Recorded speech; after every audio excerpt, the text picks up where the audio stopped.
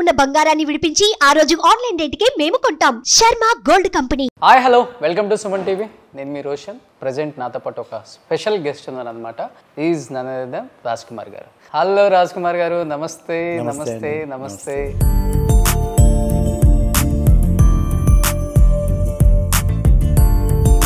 మీరు వచ్చిన టైం బాగుంది కాబట్టి మీకు మంచి సినిమాలే పడ్డాయి. అంటే ఈ 35 years ఎన్ని ఉన్న మీతో పాటు కంపేర్ చేసుకుని మీతో పాటు వచ్చిన ఆర్టిస్టులు అందరూ వందల కొద్ది సినిమాలు తీశారు. అంత బిజీగా ఉండాలి మీరు యాక్చువల్గా చెప్పాలంటే. కానీ అంత బిజీగా ఉండలేకపోవడానికి గల కారణం అంటే ఏమైనా గట్టిగా ఉందా? మీరు అన్న దాంట్లో ఒక పాయింట్ భలే పాయింట్ అండి. కాకపోతే ఏంటంటే హీరోస్కి ఎప్పుడు స్టార్డమ్ వెరీ ఇంపార్టెంట్. చిరంజీవి గారి లాగా ఉంటాడు ఇదనేది స్టార్ట్ అయింది సార్ మధ్యలో ఆ టైంలో. బట్ ప్లస్ అయిందా మైనస్ అయిందా ఆయనలాగా ఉండటం మీకు ఇండస్ట్రీలో వచ్చిన కెరీర్ స్టార్టింగ్లో కావచ్చు? సరే ఇక్కడ ఇలా ఉంది, ఇంకొక చోట ఇది అవుతాం. మీరు వచ్చిన టైంలో స్టార్స్ అంటే బాలకృష్ణ గారు, చిరంజీవి గారు, నాగార్జున గారు, వెంకటేష్ గారు, వీళ్ళే స్టార్స్. మీరు వచ్చిన టైంలో 4 pillars అని చెప్తారు ఇండస్ట్రీకి. ఒక్కొక్కరితో ఎలా ఉంటుంది ఒక్క ఎక్స్పీరియన్స్? చిరంజీవి గారితో చేయలేదు అనుకోండి, బాలకృష్ణ గారితో అదే చాలా చేశారు. ఎలా ఉంటుంది ఆయనతో?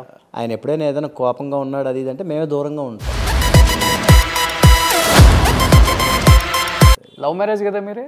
Love marriage. చాలా తక్కువ మందికి తెలుసు మీ వైఫ్ కడప రెడ్డిస్, వైఎస్ రాజశేఖర్ రెడ్డి గారి కుటుంబానికి సంబంధించిన అమ్మాయి.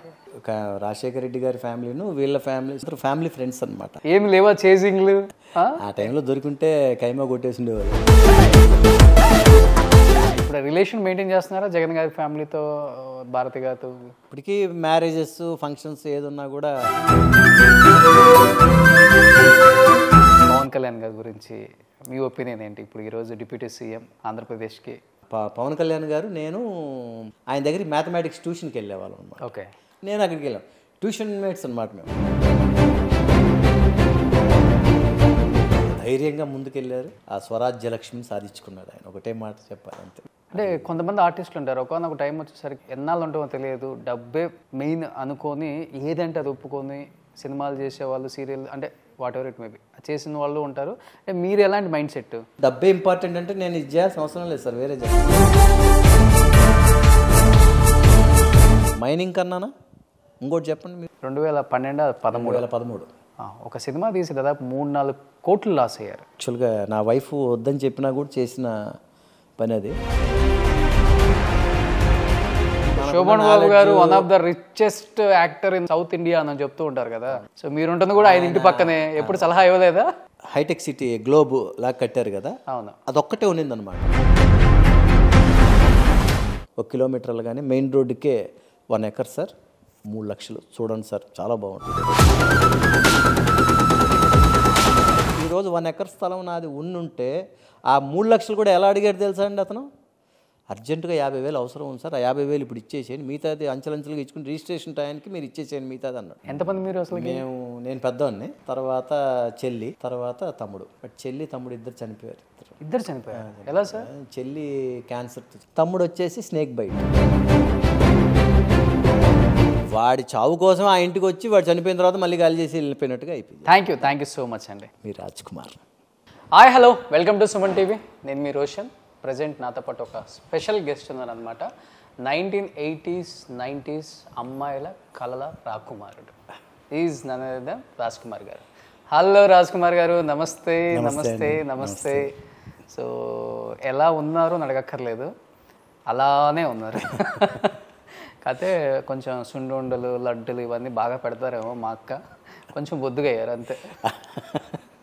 సో అమ్మ రాజీనామా ఐ థింక్ 1989 నేను ఇండస్ట్రీకి వచ్చాను. ఇక్కడికి 90లో స్టార్ట్ అయింది నా ఫస్ట్ ఫిలిం అమ్మ రాజీనామా. అసలు వెనక్కి తిరిగి చూసుకుందే లేదు. బై గాడ్స్ గ్రేస్ ఇంకా అలాగా స్టార్ట్ అయింది. అంటే స్టార్ట్ చేసిన వేళ విశేషం అంటారు కదా, మా గురువుగారు దాసరి నారాయణరావు గారు. ఓకే. ఆయన ఫస్ట్ పిక్చర్. ఇంకా అప్పటి నుంచి దాసరి గారి స్కూల్లో పడిపోతే ఇంకంతే, ఇంక అందరు స్కూల్లో పడ్డట్టే. ఎందుకంటే ఆయనకు నచ్చటమే పెద్ద విషయం. అండ్ ఆయన డైరెక్షన్ చేసిన ప్రతి సినిమాలో ఆర్టిస్టులని పర్టికులర్గా ఏ సీన్కి అనుకున్నారో అలాంటి ఒక క్యారెక్టర్, అలాంటి ఒక ఆర్టిస్ట్ పడితేనే ఆయన ముందుకు తీసుకెళ్తారు, పట్టాలు ఎక్కిస్తారు మూవీని. తర్వాత మనం ఒక చిన్న ఆయన దగ్గరికి ఆయన స్కూల్లో పడ్డామంటే ఒక మంచి ఆ, గురువు దగ్గర జాయిన్ అయినట్టే మనం. ఏ స్కూల్ అక్కర్లేదు. ఇంక ఏ స్కూల్ అవసరం లేదు. ఆయన దగ్గర ఇది ఉన్నామంటే మనకి మంచి లైఫ్ దొరికినట్టే అనమాట. సో అలాగా నాకు దాసనారాయణరావు గారి దగ్గర, ఆయన దగ్గర ఫస్ట్ అవకాశం. ఆయనతో అసలు ఫస్ట్ ఒక ప్రెస్ మీట్లో ఆయన నేను ఒక హీరోని ఇంట్రడ్యూస్ చేయబోతున్నాను అని చెప్పి ఇది వచ్చింది. అప్పట్లో ఇంత మీడియా ఇవన్నీ ఉండేటివి కాదు కదండి. అప్పుడు ఒక పేపర్లో ఫోటో అనమాట, మా గురువుగారితో నేను ఫోటో, అది ఉండి రావడమే వెంటనే కలకలం స్టార్ట్ అయిపోయింది ఇండస్ట్రీలో. అప్పట్లో ఏంటంటే ఇండస్ట్రీ మొత్తం చెన్నైలోనే ఉండిందనమాట. సో మేము అప్పుడు నా చదువు కంప్లీట్ అయిన తర్వాత నేను చెన్నైకి రావడం జరిగింది. ఓకే. ఆ తర్వాత మళ్ళీ ఇండస్ట్రీ 98లో ఆల్మోస్ట్ ఇక్కడ నుంచి చిరంజీవి గారు కూడా అప్పటికి వెళ్ళిపోయారు, హైదరాబాద్కి వచ్చేసారు. ఓకే. 98, 99 ఆ టైంలో. అప్పటికి కూడా నేను రాలా. అందరూ నన్ను కొంతమంది తిట్టారు, అయినా కూడా నేను రాలా. మీరు పక్కా తమిళియన్నా చాలా మంది అనుకుంటారు. తెలుగు అండి, తెలుగు. పక్కా రాయలసీమ.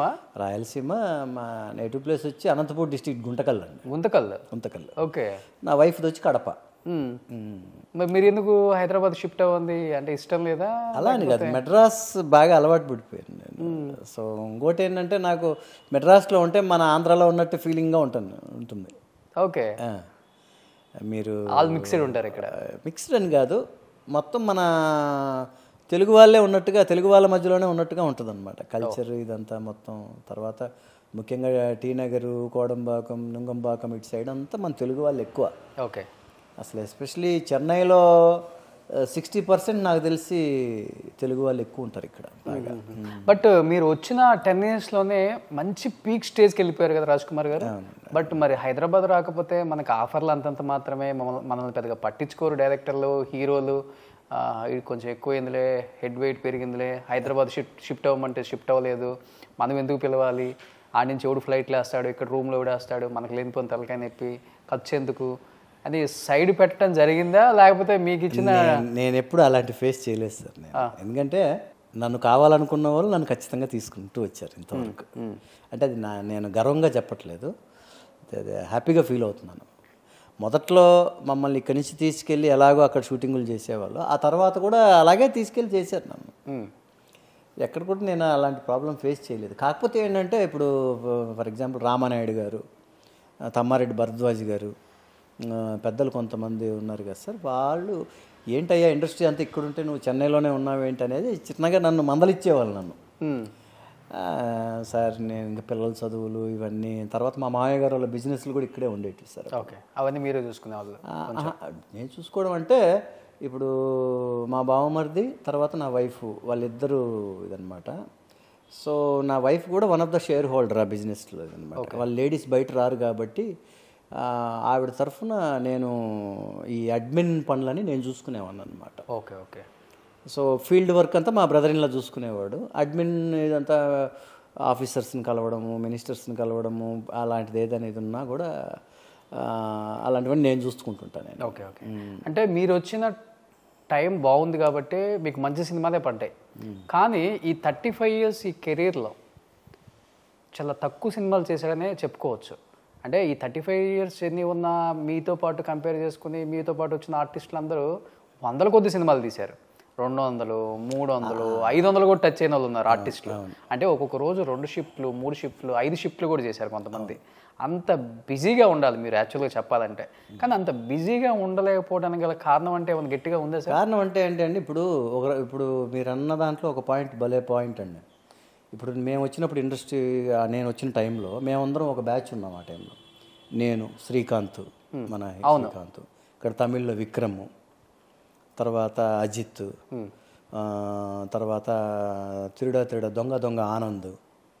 సో మేమందరం ఒక టైంలో వచ్చిన హీరోస్ సార్ మేమందరం ఆ టైం. సో శ్రీకాంత్ అన్న మీరు ఒక టైం. శ్రీకాంత్ నాకన్నా 1 year, 1.5 year, 2 years maximum. Okay. తను సీనియర్, నాకు సీనియర్ ఇది.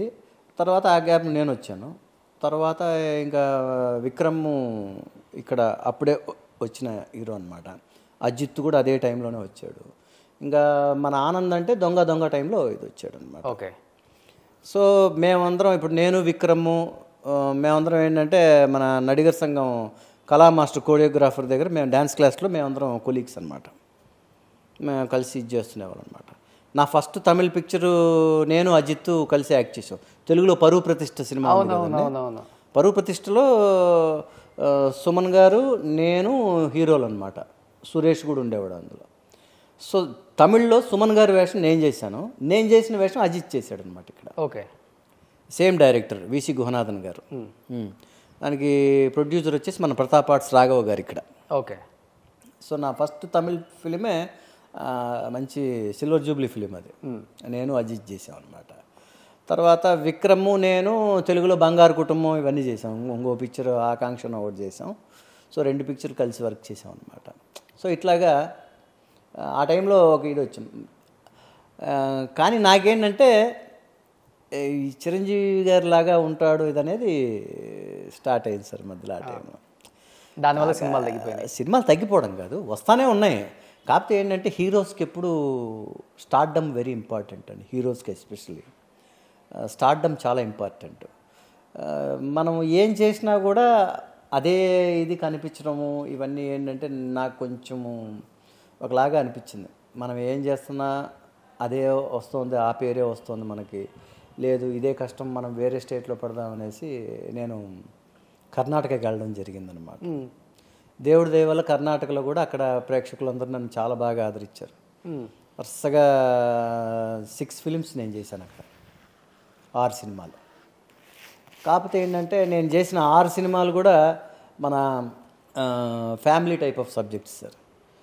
అప్పుడే హీరోకి ఏంటంటే యాక్షన్ ఫిలిమ్స్ మాస్ ఇమేజ్ అనేది వెరీ ఇంపార్టెంట్ సార్. ఒక స్టార్డమ్ రావాలి హీరో కంటే మాస్ ఇమేజ్ చాలా ఇంపార్టెంట్. ఇప్పుడు నాకన్నా 1 ఇయర్ 1.5 ఇయర్ ముందు సాయి కుమార్ గారిది అప్పుడు ఆ టైంలో police story it's a very big hit. So ఒక మాస్ హీరో ఇమేజ్ వచ్చింది ఆయనకి ఆ టైంలో. సో మనకు అలాంటిది వచ్చినప్పుడే మనం నిలబడగలుగుతాం సార్. లేదంటే ఏమవుతుందంటే జస్ట్ అప్పట్లో ఒకప్పుడు మనకు శోభన్ బాబు గారు, జగపతి బాబు గారు లాంటి సినిమాలు ఉంటాయి చూడండి, ఫ్యామిలీ ఓరియంటెడ్, లేదా హీరో 2 హీరోయిన్లు, ఇలాగా అలాంటి టైప్ ఆఫ్ సబ్జెక్ట్సే టైం అంతా అయ్యే ఉన్నాయి. అలా చేసుకుంటూ వస్తున్నా. అంటే ఒక మాస్ ఇమేజ్ అనేది రాలా నాకు. అంటే మీకు ఇష్టం ఆ మాస్ ఇమేజ్? ఆ మాస్ ఇమేజ్ వస్తేనే ఎప్పుడు కూడా ఒక మనం స్టార్డమ్ని క్రాస్ అవుతాం సార్ మనం. అవును అవును అవును. అది అక్కడ కూడా నాకు వరుస పెట్టి ఇలాంటి సినిమాలే వస్తున్నాయి. పేరు బాగా వస్తుంది, పేరు కూడా బాగా వస్తుంది, అది ఓకే. బట్ నేను ఎందుకు ఇంకా మనం ఇలాగే చేస్తున్నాం కానీ మాస్ పిక్చర్స్ తగలడం లేదే అని చెప్పేసి ఇది వచ్చిందన్నమాట. అంటే ఈ టెక్నీషియన్స్ కానీ డైరెక్టర్స్, ప్రొడ్యూసర్స్, కో యాక్టర్స్ కూడా మిమ్మల్ని చూస్తుంటే చిరంజీవి గారి లాగే ఉందయ్యా, ఆయన చూస్తున్నట్టు ఆయనతో వర్క్ చేస్తున్నట్టు ఫీలింగ్ కలుగుతుందన్న ఇదికి వెళ్ళిపోయిందా ఒకనొక స్టేజ్లో? నిజం చెప్పండి. అవును సార్, అదే ఉంటుంది. ఇప్పుడు సాంగ్ చేస్తున్నాము, సాంగ్ చేస్తుంటే మధ్యలో మన టెక్నీషియన్సే అప్పుడప్పుడు క్లాప్స్ కొట్టేస్తుంటారు అనమాట. ఎందుకంటే వాళ్ళకి టక్కనే చిరంజీవి గారికి గుర్తు రావడము, ఆ మూమెంట్స్. ఇంకోటి ఏంటంటే మామూలుగా సార్ని ఇమిటేట్ చేయడం, చిరంజీవి గారిని ఇమిటేట్ చేయడం అనేది తెలిసిపోతుంటుంది సార్. నేను ఇమిటేట్ చేయాల్సిన అవసరమే లేదు, అసలు ఏం చేసినా అలాగే కనపడుతుంటుంది అనమాట. స్టైల్ కూడా మేబీ ఆయనకి చేసిన కోరియోగ్రాఫర్సే నాకు చేస్తుండేవాళ్ళు అప్పట్లో. ఓకే, వాళ్ళ మూమెంట్స్ కొన్ని చోట్ల అవి సింక్ అయిపోతూ ఉంటాయి అన్నమాట. సో అట్లాంటి టైంలో నేను చెప్తున్నాను కదా రోషన్ గారు, నేను ఎప్పుడూ ఆయనలాగా చేయాలని అవసరమే లేదు, అసలు వచ్చేస్తుంటుంది అనమాట, తెలిసిపోతూ అలాగా ఇదైపోతూ ఉంటుంది, న్యాచురల్గా వచ్చేస్తూ ఉంటుంది అది. ఓకే. సో ఇది దానికోసమని మధ్యలో నేను అప్పుడప్పుడు మీసం తీసేసి ఒకసారి హెయిర్ స్టైల్స్ మార్చి రకరకాలుగా ఏదో ట్రై చేశాను కానీ కుదరలా. వద్దు, మళ్ళీ నార్మల్గా నాలాగా నేను ఉన్నాను, ఇప్పుడు నేనున్నాను వితౌట్ మేకప్లో ఉన్నాను, అలాగ ఉన్నాను అనమాట. జస్ట్ ఇప్పుడు చూసినా కూడా అలాగే అంటారు, చిన్నపిల్లల దగ్గర నుంచి పెద్దవాళ్ళ వరకు అందరూ అలాగే. బయటికి వెళ్ళినా కానీ ఎక్కువ బయటికి వెళ్తే ఫేస్ చేసేది చాలా ఉంటుంది కదా. అంటే మన తెలుగు స్టేట్స్ కదా నేను చెప్పేది, కేరళ కానీ కర్ణాటక కానీ ఎక్కడికి వెళ్ళినా సరే సార్, టక్కని ఫస్ట్ చూడగానే చిరంజీవి గారా అన్నట్టుగా చూస్తారు నన్ను. ఓకే. తర్వాత మెల్లగా ఆలోచించుకుంటారు, ఆయన కాదు ఈయన వేరే, అలాగే ఉన్నాడు అన్నట్టుగా అప్పుడు వచ్చి నవ్వు మొహంతో వచ్చి పలకరించడం ఇలాంటివి జరుగుతుంటాయి. ఇంకా కడపకి ఎప్పుడైనా నేను వెళ్ళినప్పుడు లేదా మా గుంటకల్కి వెళ్ళినప్పుడు అయితే ఇంక అసలు జనాలు ఓన్ వచ్చేస్తారు అసలు. ఎందుకంటే ఆ ఇమేజ్ అనేది అంత ఆయనకు అలా ఉండేది అప్పుడు. అంత పవర్ఫుల్ ఇమేజ్ సార్ అది. ఆయనకున్న స్టార్ ఇమేజ్ ఎవరికి ఉంది సార్? ఏ హీరోకి లేదు అప్పుడు. మీరు నమ్మరు, స్టార్టింగ్లో నేను మెడ్రాస్ వచ్చిన కొత్తలో అసలు బయట నా 2-3 సినిమాలు అయిపోయిన తర్వాత మన దీంట్లో ఒక అడుగు పెట్టగానే అసలు అంత క్రేజీగా వచ్చి పలకరించేవాళ్ళు అనమాట వచ్చేసి. ఎందుకంటే ఆయనది అంత స్ట్రాంగ్ ఇమేజ్ ఆయన చిరంజీవి గారిది. సో అట్లా ఉండేది. అది మనం అలా కోరుకుంటే వచ్చేది కాదు, లేదంటే మనం ట్రై చేస్తే వచ్చేది కాదు, లేదంటే ఇంకోటి కాదు. ఇదంతా ఆయన దీంతో అలాగ వచ్చింది. ఇప్పుడు ఆయన ఇన్స్పిరేషన్తో ఇండస్ట్రీకి వచ్చారు మీరు కూడా? ఇన్స్పిరేషన్ ఇదంటే ఒక రకంగా అంటే అదే కారణం అయి ఉండొచ్చు. ఎందుకంటే తిరుపతిలో నాన్నగారు జాబ్ చేస్తుండేవారు అప్పుడు. ఆలయ శిఖరం అని సినిమా జరిగింది. మా ఫాదర్ ఏంటంటే ఆయన పాపం యాక్టర్ అవుదామని చాలా ట్రై చేసి ఆయనకి ఉద్యోగరీత్యా కుదరక ఆయన కుదరలా. బట్ ఆయన అవ్వలేదు, కానీ నేను అయిపోయా ఆర్టిస్ట్ని. ఆయన చాలా సినిమాలు చేశాడు. చిరంజీవి గారు హీరోగా ఉన్న సినిమాల్లో ఆయన విలన్గా ఇవన్నీ చేశారు. నాన్నగారు ఏం పేరు? శంకర్ నారాయణ. ఓకే, చేశారు, కానీ ఆయనకి ఉద్యోగరీత్యా ఆయనకి కుదరలా. అంటే చాలా కీ పోస్ట్లు ఆయన, టౌన్ ప్లానింగ్ డిపార్ట్మెంట్ ఆయన. ఓకే, మున్సిపల్ దీంట్లో టౌన్ ప్లానింగ్ ఆఫీసర్ అనమాట ఆయన. సో ఆయనకి ఏంటంటే చాలా కీ పోస్ట్ అది. అన్నన్ని రోజులు లీవ్ పెట్టేసి మెడ్రాస్కి వెళ్ళిపోవడం ఇవన్నీ ఏంటంటే ఆయనకి కొంచెం వాళ్ళ హెడ్ ఆఫ్ డిపార్ట్మెంట్ వీళ్ళ దగ్గర నుంచి మెమోలు ఇవన్నీ రావడం. తర్వాత ఇంకా ఆయన మనకు కుదరదు, ఇంకా జాబ్కి ప్రాబ్లం అయినంత లెవెల్లో మనం ఇది చేసుకుంటే ఇంట్లో ఆడపిల్లలు పెద్దదవుతుంది, ఇంకా మనం ఈ టైంలో ఇంకా తమాషలు ఆడకూడదు అనేసి ఆయన వదిలేశారు ఆయన. ఓకే. ఈ సినిమా షూటింగ్లకి వెళ్ళేటప్పుడు మెడ్రాస్కి ఆయనతో పాటు నేను వచ్చేవాడిని ఆ టైంలో మెడ్రాస్కి. అది నేను ఆలయ శిఖరం షూటింగ్లో ఫస్ట్ చిరంజీవి గారిని చూసి ఒక ఇది మనం కూడా అవ్వాలి హీరో అనే ఆలోచన రావడం అనేది అక్కడ చూసిన తర్వాతే వచ్చింది. యాక్చువల్గా నేను I'm a very big fan of hard fan of NTR and Krishna garu. Okay. Ramarao గారన్నా కృష్ణ గారన్నా చాలా ఇష్టం నాకు. మేము చాలా హార్డ్ కోర్ ఫ్యాన్స్ అనమాట మేము. మా ఫాదర్ ఏమో ఆయన అప్పట్లో ఈ రాయలసీమ జిల్లాలో ఏఎన్ఆర్ ఫ్యాన్స్ ప్రెసిడెంట్ ఆయన. ఓకే. ఈ అనంతపూర్ జిల్లాకి వీటన్నిటికీ ఆయన అలా ఉండేవాడు ఆయన. ఓకే. ఇంట్లోనే 2 వర్గాలు అనమాట మాది. మేమేమో రామారావు గారు కృష్ణ గారి పార్టీ, ఆయనేమో నాగేశ్వరరావు గారు అనమాట. బట్ ఇండస్ట్రీలో మీరు అన్నట్లుగానే మీ కో స్టార్స్ ఎవరైతే కో ఆర్టిస్టులు లేకపోతే టెక్నీషియన్స్ చెప్తే ఒక లెక్క, కానీ మెగాస్టార్ చిరంజీవి గారు ఎప్పుడైనా కానీ దీని గురించి అనుకుంటున్నారనో, లేకపోతే ఆయన మీతో మాట్లాడటమో, లేకపోతే కలిసినప్పుడు ఈ సందర్భం వచ్చినప్పుడు ఇలా జరుగుతుంది ఆయన అసలుకి ఏ విధంగా రియాక్ట్ అయ్యారు అసలు దీని మీద? అంటే ఆయన ఎలా రియాక్ట్ అయ్యారేమో నాకు తెలియదు కదండి. నేను ఇప్పుడు అన్నయ్యతో మేము చిరంజీవి గారితో చాలాసార్లు కలవడం జరిగింది, కలుస్తూ ఉంటాం మేము. మొన్న కూడా రీసెంట్గా మన మీడియాదే ఒక ఫంక్షన్కి వచ్చినప్పుడు ఆ రోజు విజయ్ దేవరకొండ గారు చిరంజీవి గారు వచ్చారు చీఫ్ గెస్ట్లుగా. ఆ రోజు ఆ ఫంక్షన్కి నేను అటెండ్ అయ్యా. మన విక్రమాదిత్యనే తీసుకెళ్ళాడు నన్ను. రాబయ్యా మనకి ఇన్విటేషన్ ఉంది అంటే, నాకు ఇన్విటేషన్ లేకుండా నన్ను తీసుకెళ్తానంటాం ఏంటంటే, వెంటనే వాళ్ళతో ఫోన్ చేయించారు. ఆ ఫంక్షన్కి ఇన్ఛార్జీలు ఉంటారు కదా మన వాళ్ళతో ఫోన్ చేసి రండి సార్ బాగుంటుంది, మీరు కూడా వస్తే బాగుంటుంది అంటే సరే అని వెళ్ళా. ఆ రోజు చిరంజీవి గారిని మళ్ళీ కలవడం జరిగింది. స్టేజ్ మీద చిరంజీవి గారు అయితే చూసి నన్ను దగ్గరికి తీసుకొని కౌగులించుకొని మీడియా వాళ్ళతో మా ఇద్దరికి ఒక ఫోటో తీయండి అని చెప్పి తీయించి, ఇవన్నీ రికార్డు ఉంది. నాకైతే ఆశ్చర్యం వేసింది. వెంటనే అన్నయ్య కాలు ముక్కి, అన్నయ్య ఏదంటే దగ్గర తీసుకొని రాజాతో మాట్లాడి ఇంటికి రా నువ్వు ఒకసారి అన్నాడు. మన రాజా రవీంద్ర ఆయన, నువ్వు రాజాతో మాట్లాడి ఇంటికి రా నువ్వు అన్నారు. అలాగే అన్నయ్య వస్తాను. బట్ ప్లస్ అయిందా మైనస్ అయిందా ఆయనలాగా ఉండటం మీకు ఇండస్ట్రీలో వచ్చిన కెరీర్ స్టార్టింగ్లో కావచ్చు? మైనస్ అంటే ఒకటి రోషన్ గారు, నేనేమంటానంటే ఇవి భగవంతుడు ఇచ్చిన ఇది మనకి.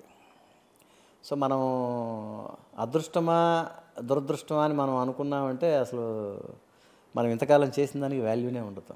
ఓకే, మనం ఏంటంటే సరే ఇక్కడ ఇలా ఉంది, ఇంకొక చోట ఇది అవుదాం, లేదంటే ఇంకో రకంగా. అంటే ఇండస్ట్రీ అంటే మీరే ఇండస్ట్రీని వద్దని వేరే కన్నడ ఇండస్ట్రీకి వెళ్ళిపోయారు. వద్దన్లా, అదే మనం ఏంటంటే సార్ ఇండియాలో so many languages, so many states ఇది ఉన్నాయి. సో మనం ఈ కష్టం ఇంకో చోట పడదాం, మనం ఆ స్టార్డమ్ ఇంకో చోట తెచ్చుకుందాం అనే ప్రయత్నంలో నేను ఇది చేయడమే తప్ప ఇక్కడ ఇది వద్దు అని నేను ఎప్పుడూ అలా చేయలే. ఓకే. సో అక్కడ చేసాం, అక్కడ ఆదరించారు. తర్వాత తమిళ్లో చేశాను నేను.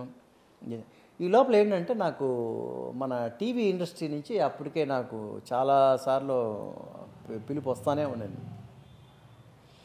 సరే ఇన్ని రోజుల నుంచి వీళ్ళు అడుగుతున్నారు కదా, ఇంతవరకు మనం దగ్గర ఒక చాలా పెద్ద సీరియల్స్ ఒక 4-5 అవాయిడ్ చేసుకుంటూ చేయలే.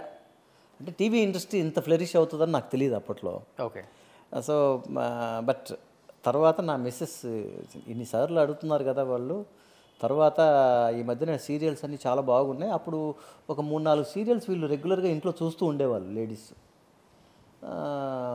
మా అత్తమ్మ గారు, నా మిస్సెస్ వీళ్ళంతా సీరియల్స్ చాలా బాగా చూస్తారనమాట. వాళ్ళు నువ్వు ఒప్పుకో, చాలా బాగున్నాయి అవి అంటే సరే అని చెప్పి అప్పుడు మళ్ళీ సుమన్ గారిని నేను కలవడం జరిగింది. ఈటీవీ సుమన్ గారిని కలిసిన తర్వాత అప్పుడు థమ్స్ అప్ జ్వాల అని ఒక సీరియల్ ఫస్ట్ నాతో స్టార్ట్ చేశారు. అది వీక్లీ సీరియల్ అది.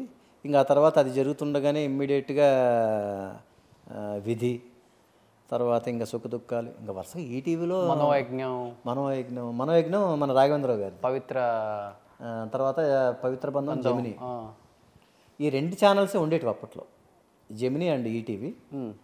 సో ఇంకా వెనక్కి తిరిగి చూడలే ఇంకా అసలు. బుల్లితెర మెగాస్టార్ అయిపోయారు. అది వీళ్ళు మన డెక్కన్ క్రానికల్ వాళ్ళు పెద్ద ఆర్టికల్ వేసేసి నాకు కవర్ పేజ్ చేసి ఇది చేశారనమాట. ఓకే. బట్ నేనైతే ఎప్పుడు చెప్పుకోనండి మెగాస్టార్ ఇవన్నీ, నాకు అలాంటివన్నీ మనం అనుకోకూడదు, మనకొద్దు అలాంటివి. ఓకే. వాళ్ళు ఇచ్చారు. సో ఈ సందర్భంగా నేను మన సుమన్ టీవీ ద్వారా డెక్కన్ క్రానికల్ యాజమాన్యానికి నేను కృతజ్ఞతలు తెలియజేసుకుంటున్నాను. ఆ రోజు అంతా అదొక హానర్, అది ఒక గౌరవం ఇచ్చారు నాకు. ఆ రోజు కవర్ పేజ్ మీద ఇచ్చేసి అది ఇచ్చారనమాట. అలాగే. బట్ కష్టపడే ఇండస్ట్రీకి వచ్చారు, చాలా చాలా చాలా చాలా ఫ్యాషన్తో ఇండస్ట్రీకి వచ్చారు. ఏదో కుమ్మేద్దాం అన్న అది ఉంటుంది, అది ఎవరికైనా ఉంటుంది అనుకుంటా. ఆ జిల్లు లేకపోతే లేకపోతే చాలా కష్టం ఒక మనిషికి ఆ అంబిషన్ అనేది. బట్ అనుకున్నది రీచ్ అయ్యాను, okay, I'm very happy, satisfy అయ్యారా? లేకపోతే అనేది ప్రతి ఇంటికి ప్రతిరోజు సాయంకాలం 6 తర్వాత నేను ప్రతి ఇంట్లోకి వెళ్ళిపోతాను, లేకపోతే మధ్యాహ్నం భోజనం టైంలోనో ఏదో టైంలో ప్రతి ఇంట్లోకి వెళ్ళిపోతాను. నేను వెళ్ళిపోయి అందరినీ పలకరించినట్టుగా అందరికీ కనపడుతూ ఉంటాం. బయటగా వెళ్ళినప్పుడు, మన తెలుగు రాష్ట్రాల్లోకి వెళ్ళినప్పుడు ఎంత ఆప్యాయంగా మాట్లాడతారంటే, మొన్న తిరుపతి కొండకి వెళ్ళాను, దర్శనానికి వెళ్ళాను. అక్కడ భక్తులు ఫ్యామిలీస్ అందరూ ఎంత ఆప్యాయంగా పలకరించి నేను చేస్తున్న సీరియల్స్ నా క్యారెక్టర్ గురించి వాళ్ళే చెప్తూ, ఇంకా నెక్స్ట్ ఏమవుతుందని వాళ్ళు అడుగుతూ, అంటే ఎంత ఇన్వాల్వ్ అయిపోయి ఉన్నారు, ఎంత ఫాలో అవుతున్నారు అనేది మనకు అర్థమవుతుంది. అవును, ఇవాళ అసలు సీరియల్స్ కొంత ఫాలోయింగ్ అంతా ఇంత కాదు, తృప్తి అనేది ఉండాలి మనిషికి అనే దీంట్లో వెళ్తూ ఉంటాం. కానీ ఎప్పుడు కూడా మనము తగ్గకూడదు, ఆ హీరోయిజం అనేది పోకూడదు. సీరియల్స్లో మనం ఒకవేళ తండ్రి పాత్రలు, మామయ్య పాత్రలు ఇలాంటివి చేస్తున్నా కూడా ఆ హీరోయిజం అనేది ఎక్కడ తగ్గకుండా మెయింటైన్ చేయడం అనేది నా ఎయిమ్ సార్. ఓకే. సో దాన్ని అలా ఫాలో చేస్తూ వెళ్ళాలి మనం. ఓకే. సో ఆ హీరోయిజం పోకూడదు అనేది నా ఇదనమాట. అంటే అందం ఉండి, మంచి ఫిజిక్ ఉండి, ఎత్తు తక్కువ అయిపోయి చంద్రమోహన్ గారు ఏలేశారు. ఆయన తర్వాత అది మీకే సార్. ఇంకొంచెం ఒక అంగళం ఉంటే. నేను మా గురుగారు ఎప్పుడు అంటుంటాడు నన్ను, దాసనారాయణరావు గారు, ఒరే నువ్వు ఇంకొక 3 ఇంచులు ఉండుంటే అంటే ఏం చేసేవాళ్ళు గురువుగారు అని అడిగేవాడు నేను. ఆ కథ వేరుగా ఉండేదిరా అంటాడు ఆయన. ఏం చేస్తాం ఇంకా ఆ విషయాన్ని నేను మా అమ్మను వచ్చి తిట్టుకుంటుంటాను. మా ఫాదర్ మంచి హైట్. ఓకే. ఆయన చాలా మంచి పర్సనాలిటీ. ఆయన ఏంటంటే military, police department, direct SI post అండి ఆయనకి అప్పట్లో. ఆయన వెరీ బిగ్ స్పోర్ట్స్ మెన్ ఆయన పోలీస్ డిపార్ట్మెంట్ అంటే పోలీస్ డిపార్ట్మెంటు, తర్వాత మిలిటరీలో 2 years ఉండొచ్చాడు. తర్వాత ఆయన స్పోర్ట్స్కి డైరెక్ట్ ఎస్ఐ పోస్ట్ అనమాట ఆయనకి, అంతలా ఇది వచ్చింది. తర్వాత మళ్ళీ మా తాతయ్య దెబ్బకి ఆ పోస్ట్ తీసుకోకుండా తర్వాత ఆయన చదువుకున్నది ఈ సివిల్ ఇంజనీరింగ్ ఇది కాబట్టి ఈ టౌన్ ప్లానింగ్లోకి వచ్చాడు తర్వాత మళ్ళీ. సో ఆయన పర్సనాలిటీ చాలా మంచి పర్సనాలిటీ ఆయన.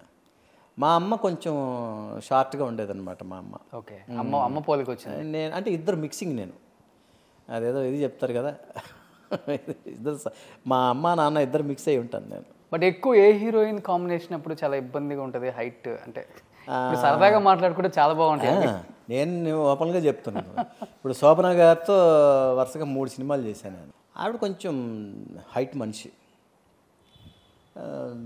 సాంగ్స్ అప్పుడు ఇంకా నేనైతే ఈ 3 inches షూ వేసుకొని, పాపం ఆవిడ నా కోసం అని ఫ్లాట్ చెప్పులు వేసుకునేది. ఓకే, వేసుకొని మేనేజ్ చేసేది ఆవిడ. ఎక్కడ ఇది లేకోకుండా చేసాము. అదేవిధంగా కర్ణాటకలో ప్రేమ, ఆమె చాలా హైట్, ఇంకా హైట్ ఆవిడ. అయ్యి బాబోయ్, నాకైతే అసలు మీరు ఈ ఒక సీన్ చెప్పాలి. కిచెన్లో వైఫ్ అంటే తను నా హీరోయిన్ వంట చేస్తూ ఉంటుంది అనమాట.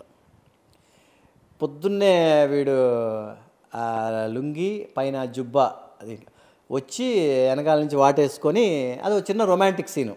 అబ్బా మీరు వెళ్ళండి, ఎవరైనా చూస్తే అత్తయ్య మామయ్య ఉన్నారు, ఎవరైనా చూస్తే బాగోదు, మీరు వెళ్ళండి నేను కాఫీ తీసుకొని వస్తాను అని ఏదో చెప్పి సీన్ అనమాట. ఏమండి మామూలుగా ఈ చెప్పులు వేసుకొని ఉంటేనేమో ఆవిడకి చెవులు ఎగురుకున్నా, అలా అని చెప్పి లుంగీలో షూ వేస్తే అసహ్యంగా ఉంటుంది. ఇంక మొత్తం ప్రపంచం మొత్తం ఒక్కసారి ఇంకేం లేదు ఆ రోజు. ఏం చేయాలో తెలియక లాస్ట్కి మా డైరెక్టర్ గారు, ఆయన పెద్ద ఆయన, కవిరత్న కాళిదాసు డైరెక్షన్ చేసిన డైరెక్టర్ ఆయన ರಾಜ್ ಕುಮಾರ್, ಅದೇ ಆ ಕಡೆ ರಾಜ್ ಕಮಲ್ ಏನು ಪರವಾಗಿಲ್ಲ, ಲುಂಗಿ ಮೇಲೆ ಹಾಕ್ಕೊಳ್ಳಿ, ಒಳಗಡೆ ಶೂ ಇರೋದು ಯಾರಿಗೂ ಗೊತ್ತಾಗಲ್ಲ, ನೀವು ಶೂ ಹಾಕ್ಕೊಳ್ಳಿ ನೀವು ಅಂದರು. అంటే కన్నడలో చెప్తున్నా, మీరు షూ వేసుకోండి, పైన లుంగి కనపడకుండా అలాగ వేసేసుకోండి, షూ వేసుకొని మీరు మేనేజ్ చేయండి, ఈ సీన్ చేసేస్తాం, కెమెరా యాంగిల్ నేను ఇది పెట్టేస్తాను నేను అని చెప్పి, లుంగీలో లోపల షూ పైన జుబ్బా ఆ సీన్ చేశాను. ఆ సీన్ స్టార్ట్ అయిన దగ్గర నుంచి ఆ అమ్మాయి నవ్వుతూనే ఆ సీన్ అయ్యే వరకు. ఓకే, ఇప్పుడు మామూలు అప్పుడు ప్యాంటు షర్టు దాంట్లో షూ వేస్తాం, అది ఓకే. లుంగి కట్టుకుని లోపల షూ వేసి ఆ సీన్ మేనేజ్ చేయడం కోసం అనేసి ఆ సీన్ చేసి, ఆ అమ్మాయి అయితే ప్రేమ గారు అవుతే ఆ అమ్మాయి నవ్వుతూనే ఉన్నింది ఆ సీన్ అయ్యే వరకు. అలాగే చేసాం. ఇలాంటి ఇన్సిడెంట్స్ అన్నమాట. సిమ్రాన్ గారిని పెడితే సిమ్రాన్ గారు నార్మల్ హైట్, వాళ్ళందరికీ ప్రాబ్లమే లేదు. సిమ్రన్ కానీ రంభ గారు కానివ్వండి, ఈ హీరోయిన్స్ అందరూ ఎవరు ప్రాబ్లం లేదండి. హైట్ అంటే అప్పట్లో వీళ్ళే, ప్రేమ గారు, శోభన గారు, తర్వాత లక్ష్మి గారి ఐశ్వర్య గారు, వీళ్ళు చాలా హైట్ అనమాట అప్పట్లో. ఇంకా మిగతా వాళ్ళందరూ అసలు సిమ్రన్ గారు కానివ్వండి, సిమ్రన్ గారితో ఒక సినిమా చేసి ఉండాల్సింది నేను చేసిన ఇల్లాలు ఆవిడే చేసి ఉండాల్సింది. ఏదో కొన్ని కారణాల వల్ల ఆవిడ కాకుండా వేరే అమ్మాయిని పెట్టారు అప్పుడు. హైట్ ఆ అమ్మాయికి ప్రాబ్లం లేదు. ఇప్పుడు తెలుగు మీరు వచ్చిన టైంలో స్టార్స్ అంటే బాలకృష్ణ గారు, చిరంజీవి గారు, నాగార్జున గారు, వెంకటేష్ గారు, వీళ్ళే స్టార్స్ మీరు వచ్చిన టైంలో. 4 pillars అని చెప్తారు ఇండస్ట్రీకి. ఒక్కొక్కరితో ఎలా ఉంటుంది ఒక ఎక్స్పీరియన్స్? చిరంజీవి గారితో చేయలేదు అనుకోండి, బాలకృష్ణ గారితో అదే చాలా చేశారు. ఎలా ఉంటుంది ఆయనతో? చాలా హ్యాపీ. ఆయన అసలు చిన్నపిల్లాడు మనస్తత్వం అండి ఆయన. కాకపోతే మేమేంటంటే కొంచెము ఆయన ఎప్పుడైనా ఏదైనా కోపంగా ఉన్నాడు అది ఇది అంటే మేమే దూరంగా ఉంటాం. లేదంటే మేము సైలెంట్గా ఒకసారి విష్ చేసి దూరంగా ఉండేవాళ్ళం. ఆయనే పిలుస్తాడు, రండి కూర్చోండి అని చెప్పి ఆయన కూర్చోబెట్టుకునేవాడు, మాట్లాడేవాడు అన్నీ.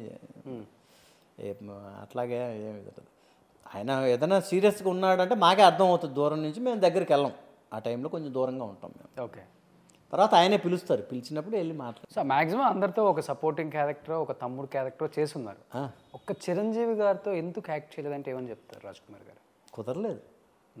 అంటే కాంబినేషన్ కుదరలేదా లేకపోతే సినిమా కుదరలేదా వాళ్ళు ఎవరు పిలవలేదు. లేదా మీరు కుదరలేదా అసలుకి? అబ్బాయి అలా అని భలే వాళ్ళు పిలిస్తే అన్నయ్య గారి సినిమాలో ఎగిరి గంతేసుకుని వెళ్ళి చేస్తాం మనం. పిలవలేదు మనం. ట్రై చేశారా మీరు ఎప్పుడన్నా? లేదు, ట్రై చేయలే. ఇప్పుడు ఇన్ని సినిమాలు చేశారు, అన్నీ ఏం అడగలేదా మీరు? ఇప్పుడు కూడా ఎవరిని అడగలేను. నాకు వచ్చినవే నేను చేసుకుంటూ వెళ్ళాను సార్ ఎప్పుడు కూడా. ఓకే. నేను ఎప్పుడు కూడా ఈ రోజు వరకు దేవుడి దయ వల్ల ఎప్పుడైనా అంటే అలా అని కాదు, నేను పెద్దవాళ్ళు ఎప్పుడైనా ఏదంటే ఏమండి మీరు మమ్మల్ని పిలవరా అని ఊరికి సరదాగా అలా మాట్లాడుతుంటాం తప్ప మీ దాంట్లో నేను చేయాలి అని చెప్పి మనం వెళ్ళి ఎప్పుడు కూడా అలాగా చేయలేదు. ఓకే. నాకు వచ్చినవి నేను చేసుకుంటూ వెళ్ళాను. అసలు ఎలా ఉంటారు రియల్ లైఫ్లో? అంటే చాలా సెన్సిటివ్ అండ్ చాలా కామా లేకపోతే స్ట్రైట్ ఫార్వర్డ్? కొంచెం నేను స్ట్రైట్ ఫార్వర్డ్ కాము ఇదన్నీ కాదు, కానీ అల్లరి అన్నీ ఉన్నాయి మన దగ్గర. ఆ సమయానికి సందర్భాన్ని బట్టి దాన్ని బట్టి మూవ్ అయిపోతూ ఉంటాం మనం. స్ట్రైట్ ఫార్వర్డ్ అన్నీ అవన్నీ ఎదుటి వాళ్ళు చెప్పాలి కానీ మనం చెప్పుకోకూడదు కదా. నేనైతే నార్మల్గా ఉంటాం. అసలు పెద్ద హడావిడి ఏమి ఉండదు. హడావిడి అనేది నాకు ఫస్ట్ ఆఫ్ ఆల్ ఈ ఫాల్స్ ఇది అనేది నేను దానికి టచ్ చేయను అసలు. మనం నార్మల్గా ఉండాలి ఎప్పుడు. మనకి ఎదుటి వాళ్ళు చెప్పాలి మన గురించి, అంతే తప్ప మనం ఇది చెప్పుకోవడం అలా చేయడం ఫాల్స్ స్టేజ్కి ఇలా చేయాలి అలా చేయడం. అంటే మీరున్న టైంలో కొంతమంది ఆర్టిస్టులు అందరూ ఒక్కొక్క హీరోకి ఒక్కొక్క బ్యాచ్ మెయింటైన్ చేసేవాళ్ళు అప్పుల్లో. అంటే బ్యాచ్ ఇన్ ద సెన్స్ ఒక టీమ్ లాగా ఉండేవాళ్ళు. అవును, ఒక క్వార్టర్ లాగా ఉంటారు. ఒక పవన్ కళ్యాణ్ గారు అంటే వేణు మాధవ్, అలీ గారు, వేరే ఇంకొంతమంది సపోర్టింగ్ యాక్టర్స్ వాళ్ళందరూ పవన్ కళ్యాణ్ గారు, వెంకటేష్ గారు ఒక టీం, లేకపోతే చిరంజీవి గారు ఇట్లా ఉండేది. అట్లా మీరు ఎక్కువ ఎవరికి బాగా క్లోజ్ అండ్ అసోసియేషన్ అయ్యి ఉండి? ఎవరికి క్లోజ్ కాదు, మన పని మనం చూసుకొని రావటమే అంతే. ఎవరికి క్లోజ్ లేదు. నేను అలాగా ఆ క్వార్టరీలో పలానా క్వార్టరీలో నేను ఉన్నానని ఇంతవరకు ఎప్పుడు లేదు మనకి. అందరితో మాట్లాడతాం, అందరితో ఉండడం అంతే, అంతే తప్ప కాందాన లేదు మనకేమి. లేదు. అది మొదటి నుంచి నేను అలాగే ఎప్పుడు ఇచ్చేలా. ఎవరు కూడా పిలవలే మనల్ని? పిలవలేదని కాదు, నేను అలాంటి దాంట్లోకి వెళ్ళను. ఒకరి మనిషిలాగా ఆ క్వార్టరీలో నేను కూడా ఉన్నాను అనేది మొదటి నుంచి నేను లేను ఇప్పుడు. నాది నేను చేసుకుంటూ వర్క్ అయిపోయిన తర్వాత మళ్ళీ ఒక క్షణం ఆగను అసలు. అక్కడ వచ్చేయడమే మళ్ళీ చెన్నై, డైరెక్ట్ చెన్నై. పని అయిపోతే ఇంటికి వచ్చేయాలి అంతే. ఇక్కడ చెన్నైలో కూడా జరుగుతూ ఉండేవి అప్పట్లో. షూటింగ్ అయిపోగానే ఇంటికి వచ్చిన తర్వాత ఇంకా సినిమా ప్రపంచానికి సంబంధమే ఉండదన్నమాట. ఇంట్లో ఒక సినిమా వాతావరణం కానీ అది కానీ అసలు ఆ డిస్కషన్ కూడా ఉండదన్నమాట. అసలు ఎవరు లేరు సినిమా వాళ్ళు ఇంట్లో, ఇంకా చాలా రేర్గా ఉంటారు ఇట్లా. ఇంట్లో ఏంటంటే ఈవెన్ నేను మా ఆవిడని అడుగుతూ ఉంటా, ఒక ఫోటో ఏదైనా నాది ఏదైనా పెడతాను నేను హాల్లో ఉన్నా. అసలు ఏం లేదు, మీ పెళ్లి ఫోటోలు కానీ మీ పిల్లల ఫోటోలు కానీ. ఏముండవు. లవ్ మ్యారేజ్ కదా మీరే? Love marriage. అరే ఫస్ట్ ప్రపోజ్ చేసినప్పుడు ఫోటోను, లేకపోతే హనీమూన్ ఫొటోస్ ఎన్ని పెట్టుకుంటారు మెమరీగా వాల్స్ మీద అందరు కూడా? లేదు, అలాంటివన్నీ వద్దంటారు. ఫస్ట్ మీరు ప్రపోజ్ చేశారా, ఆమె ప్రపోజ్ చేశారా? ఇప్పుడు మగవాడే చేస్తాడు ఫస్ట్ ప్రపోజ్, సో మనమే చేసాం. ఆడవాళ్ళు చేసిన వాళ్ళు కూడా చాలా ఉన్నాయి లవ్ స్టోరీస్. ఏమో మా దీంట్లో అసలు అలా లేదు, నేనే ప్రపోజ్ చేశాను. ఆ తర్వాత తను చాలా కొంచెం టైం తర్వాత తను ఓకే చెప్పడం జరిగింది. ఓకే. అసలు ఎక్కడ ఇండస్ట్రీకి వచ్చిన తర్వాతేనా? ఇండస్ట్రీకి వచ్చిన తర్వాతే. చెన్నైలోనే టీ నగర్లో ఉండేవాడిని నేను అప్పుడు. మా ఇంటికి ఎదురుగా డయాగ్నల్గా హౌస్లో వాళ్ళది బంగ్లా అనమాట. సో ఆ విధంగా అప్పుడు పరిచయం. ఓకే. ఫస్ట్ టైం పరిచయం అంటే చూసుకోవడం జరిగింది. తర్వాత ఇంకా అప్పట్లో ఈ సెల్ ఫోన్స్ గిల్ ఫోన్స్ ఏమీ లేవు, కంటి చూపులే, అదేదో చూపులతో అనేది అంటారు కదా. ఫస్ట్ అలాగే స్టార్ట్ అయ్యి ఇంకా అలాగే చిన్నగా పెళ్ళి వరకు వచ్చింది అంతే. చాలా తక్కువ మందికి తెలుసు మీ వైఫ్ కడప రెడ్డిస్, వైఎస్ రాజశేఖర రెడ్డి గారి కుటుంబానికి సంబంధించిన అమ్మాయి.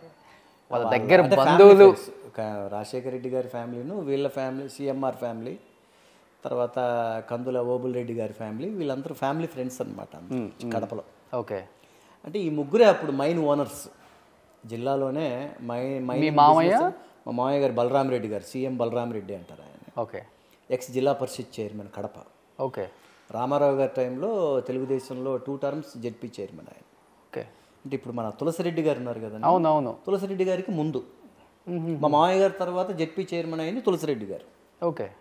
ఈయన 2 టర్మ్స్ చేశారు. అది కూడా జెడ్పీ చైర్మన్. ఈయన డైరెక్ట్ ఎలక్షన్స్లో గెలిచాడు ఈయన. Direct elections. And Reddys and that Rajasekhara Reddy గారి ఫ్యామిలీ ఒప్పుకున్నారా సార్ ఇమ్మీడియట్గా, లేదా రాయలసీమలో అందులో ఏమి లేవా చేజింగ్లు? ఆ టైంలో దొరికింటే కైమా కొట్టేసి ఉండేవాళ్ళు. అది తర్వాత ఇంకా మా పెద్ద అబ్బాయి పుట్టిన తర్వాత ఇంకా 2 ఫ్యామిలీస్ కలిసిపోయినాయి. ఓకే. సో ఇప్పుడు రిలేషన్ మెయింటైన్ చేస్తున్నారా జగన్ గారి ఫ్యామిలీతో, భారతి గారితో కలవటాలు? ఇప్పటికీ మ్యారేజెస్ ఫంక్షన్స్ ఏదున్నా కూడా లేడీస్ వాళ్ళ ఫంక్షన్ మాట్లాడుకుంటుంటారు, రెగ్యులర్గా అటెండ్ అవుతూ ఉంటాం ఫంక్షన్స్, అవన్నీ ఏం లేదు. సో ఇప్పుడు వాళ్ళ ఫ్యామిలీలో కూడా యాక్టర్స్ 2 అల్లుళ్ళు ఉన్నారు. అయితే ఇటు సీనియర్ అల్లుడు రాజ్ కుమార్ గారు, అటు మన మోహన్ బాబు గారు అబ్బాయి మంచు విష్ణు. అంటే అట్లా అదేనేం లేదు, వాళ్ళు ఇప్పుడు ఫ్యామిలీ ఫ్రెండ్స్ అంతే. కలుస్తారు, మీరు కలుస్తుంటారు ఆ ఫ్యామిలీతో? జస్ట్ 2 days ముందు కూడా మేము మ్యారేజ్కి ఇక్కడ చెన్నైలోనే సునీల్ రెడ్డి గారి అమ్మాయి మ్యారేజ్కి వైఎస్ మాధురి రెడ్డి గారు, సునీల్ రెడ్డి గారు ఉన్నారు కదా, పెద్ద అంటారు ఆ అబ్బాయి. ఓకే. వాళ్ళ అమ్మాయి మ్యారేజ్ కూడా అటెండ్ అయ్యాం అందరం ఇక్కడ చెన్నైలో. సో ఆ రిలేషన్స్ అంతా బాగానే ఉన్నాయి ఇప్పుడు. మేడంకి అసలు ఇండస్ట్రీ అంటే టచ్ లేదు ఇంకా అస్సలు. ఆమె పక్కా పొలిటికల్ ఫ్యామిలీ, పొలిటికల్ ఇది, అసలు ఇండస్ట్రీకి టచ్ లేదు ఇంతవరకు. అసలు ఏ స్క్రీన్ ముందుకు రాలా. మేము కూడా బతిలాడా ఇప్పుడు వచ్చిన తర్వాత, వద్దు నమస్కారం పెట్టేస్తారు అంతే. ఇలా పోలే ఒక ఫోటో అన్న పంపించండి, మా ఆడియన్స్ వస్తారు. అంటే మీరు ఎంత క్యూట్ కప్పులో తెలియాలి కదా. పంపిస్తాను సార్. మేడంకి బాగా ఇష్టం మీ సినిమాలలో అంటే పెళ్ళైన తర్వాత మీరు చేసిన బిగ్గెస్ట్ హిట్ ఏంటి? ఆవిడకి నేను ఏం చేసినా నచ్చదండి బాబు. అసలు పెద్ద నా యాక్టింగ్ గురించి, నా సినిమాలు నువ్వు అద్భుతంగా చేసావు, పరమాద్భుతంగా ఇందులో చాలా బాగా, అలా ఎప్పుడు చెప్పదు ఆవిడ. మిగతా అందరూ చూస్తుంటుంది కానీ నావి చూడదు ఎప్పుడు ఆవిడ. ఓకే. ఇదొక విచిత్రం. ఇందులోనే బాగా చేశానా, కరెక్ట్గా చెప్పు అంటుంటాను నేను. ఏముందిలే నీ యాక్టింగ్ మాకు తెలియదా అన్నట్టు. అంటే మనకి డౌట్ వస్తుంది, అంటే బాగా చేశానా బాగా చేయలేదా అన్నట్టుగా ఉంటుంది. ఎక్కువ ఇంకా అంత అడుక్కొని చెప్పించుకునే అంత కర్మ మనకెందుకు అనేసి నేనే వదిలేస్తా. సర్లే నువ్వు ఎప్పుడు నన్ను మెచ్చుకో అనేసి వదిలేస్తుంటున్నాను. కొన్ని సీరియల్స్ అని చూస్తారా, అన్ని సూపర్ డూపర్ హిట్స్ తీశారు కదా. కాదండి బాబు, ఆ సీరియల్స్ గురించి కూడా చెప్తున్నా. ఇప్పుడు కూడా నేను చేస్తుంటాను కదా, నువ్వు చూస్తున్నావా ఆ సీరియల్ ఎలా చేస్తున్నాను అని అడుగుతుంటాను నేను అప్పుడప్పుడు. ఎందుకంటే నేను చూడను. ఒకప్పుడు డబ్బింగ్ నేనే వాయిస్ ఇచ్చేటప్పుడు అట్లీస్ట్ అది చెప్పేటప్పుడు చూసుకునేవాడిని. ఇంకా ఆ తర్వాత మళ్ళీ నేను అసలు ఆ టైంకి ఆన్ చేసి చూడడం కానీ, లేదంటే ఎప్పుడైనా ఏదంటే దీంట్లో ఏదైనా యాప్లో చూడడం కానీ అవి కూడా చేయను. నాకు అసలు ఓపిక ఉండదు. చేసామా డైరెక్టర్ గారు ఓకే అన్న తర్వాత ఓకే అంతే. ఇంక మళ్ళీ ఇప్పుడు డబ్బింగ్ కూడా నేను హైదరాబాద్లో ఒక వాయిస్ని, ఇక్కడ చెన్నైలో ఒక వాయిస్ని పర్మనెంట్గా పెట్టేసుకున్నాను. పాపం ఇక్కడ చెన్నైలో నా వాయిస్ ఇచ్చేది మొన్నే పోయారు ఆయన, శ్రీనివాసమూర్తి గారు. అవునవును, మొన్న పోయారు ఆయన. మీకు వాయిస్ ఆయనేనా? నాకు పర్మనెంట్గా ఆయనే. ఓకే. తెలుగు తమిళకి రెండింటికి ఇక్కడ. ఓకే. మొదటి నుంచి సినిమాల్లో మ్యాక్సిమం నేనే చెప్పేవాడిని. ఫస్ట్లో వెరీ బిగినింగ్లో కుంచే రఘు చెప్పేవాడు నాకు. రఘు కుంచేనా? రఘు కుంచే. ఓకే. ఇప్పుడు మ్యూజిక్ డైరెక్టర్ అయ్యాడు కదా. అవును. ఆయన అప్పుడు వాయిస్ ఇచ్చేవాడు అనమాట. ఓకే.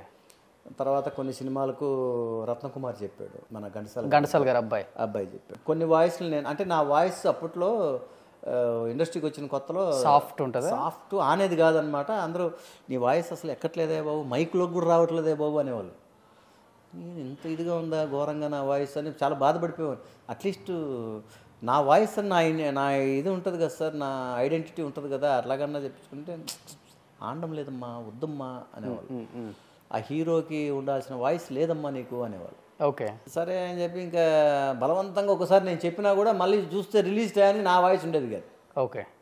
వీళ్ళు ఎప్పుడో మళ్ళీ చెప్పిచ్చేసి ఉండేవాళ్ళు, అదే యాడ్ చేసేవాళ్ళు. తర్వాత ఏంటి సార్ ఇలాగని అడిగితే చెప్పాం కదమ్మా నీ వాయిస్ ఆనలేదు అందుకని మార్చేసాం అనేవాళ్ళు. అంటే ఒక స్టార్గా ఎదిగారు బిగ్ స్క్రీన్ మీద చెప్పాలంటే. థియేటర్లలో మీ సినిమాలు చూసి ఆర్టిస్టులు అయిన వాళ్ళు కూడా ఉండుంటారు. ఇప్పుడు బుల్లితెర మీద చాలామంది ఉన్నారు కాబట్టి అటు వాళ్ళ ఎంతో ప్రయత్నాలు చేసి కుదరక, ఆఫర్లు రాక, సరే సీరియల్తో అయినా అడ్జస్ట్ అవుదాం అనుకునే వాళ్ళు కూడా చాలామంది ఆర్టిస్టులు ఉన్నారు. ఇప్పుడు చాలామంది చెప్పుకుంటే పేర్లు చాలా ఉన్నాయి నాకు తెలిసిన వాళ్ళు కూడా. బట్ మీరంటే అంత వైభోగం చూసి ఒక్కసారిగా బుల్లితెర అంటే ఇక్కడ అంతా హాస్పిటాలిటీ డిఫరెంట్గా ఉంటుంది, యూనిట్లు చిన్నగానే ఉంటాయి, క్యారివాన్లు ఉండవు, చెట్ల కింద కూడా కూర్చోవాలి, ఫుడ్ అలానే ఉంటుంది, కెమెరాలు అలానే ఉంటాయి, ఆర్టిస్టులు అలానే ఉంటారు, టెక్నీషియన్స్ అలానే ఉంటారు, అడ్జస్ట్ అవుతూ ఉండాలి. టైం పట్టిందా లేకపోతే వెంటనే పటా వెళ్ళిపోయిందా? నేను సినిమా నుంచి సీరియల్స్కి వచ్చినప్పుడు సార్, అప్పట్లో ఒక కెమెరా తప్ప అన్నీ సేమ్ అలాగే ఉండేదన్నమాట.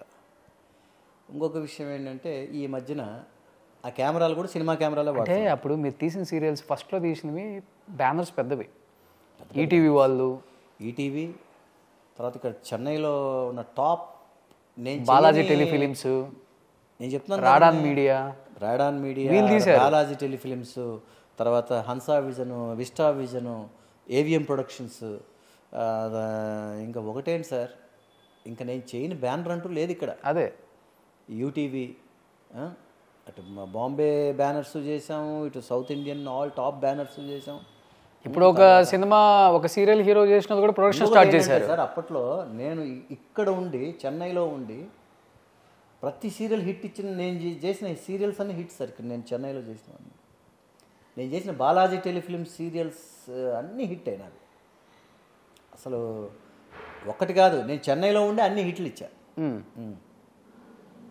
సో తర్వాత నన్ను హైదరాబాద్లో కూడా నన్ను పిలవండి నేను ఏ రోజు అడగలే. నన్ను తీసుకెళ్ళారు, నన్ను కావాలనుకున్న వాళ్ళు తీసుకెళ్ళారు నన్ను.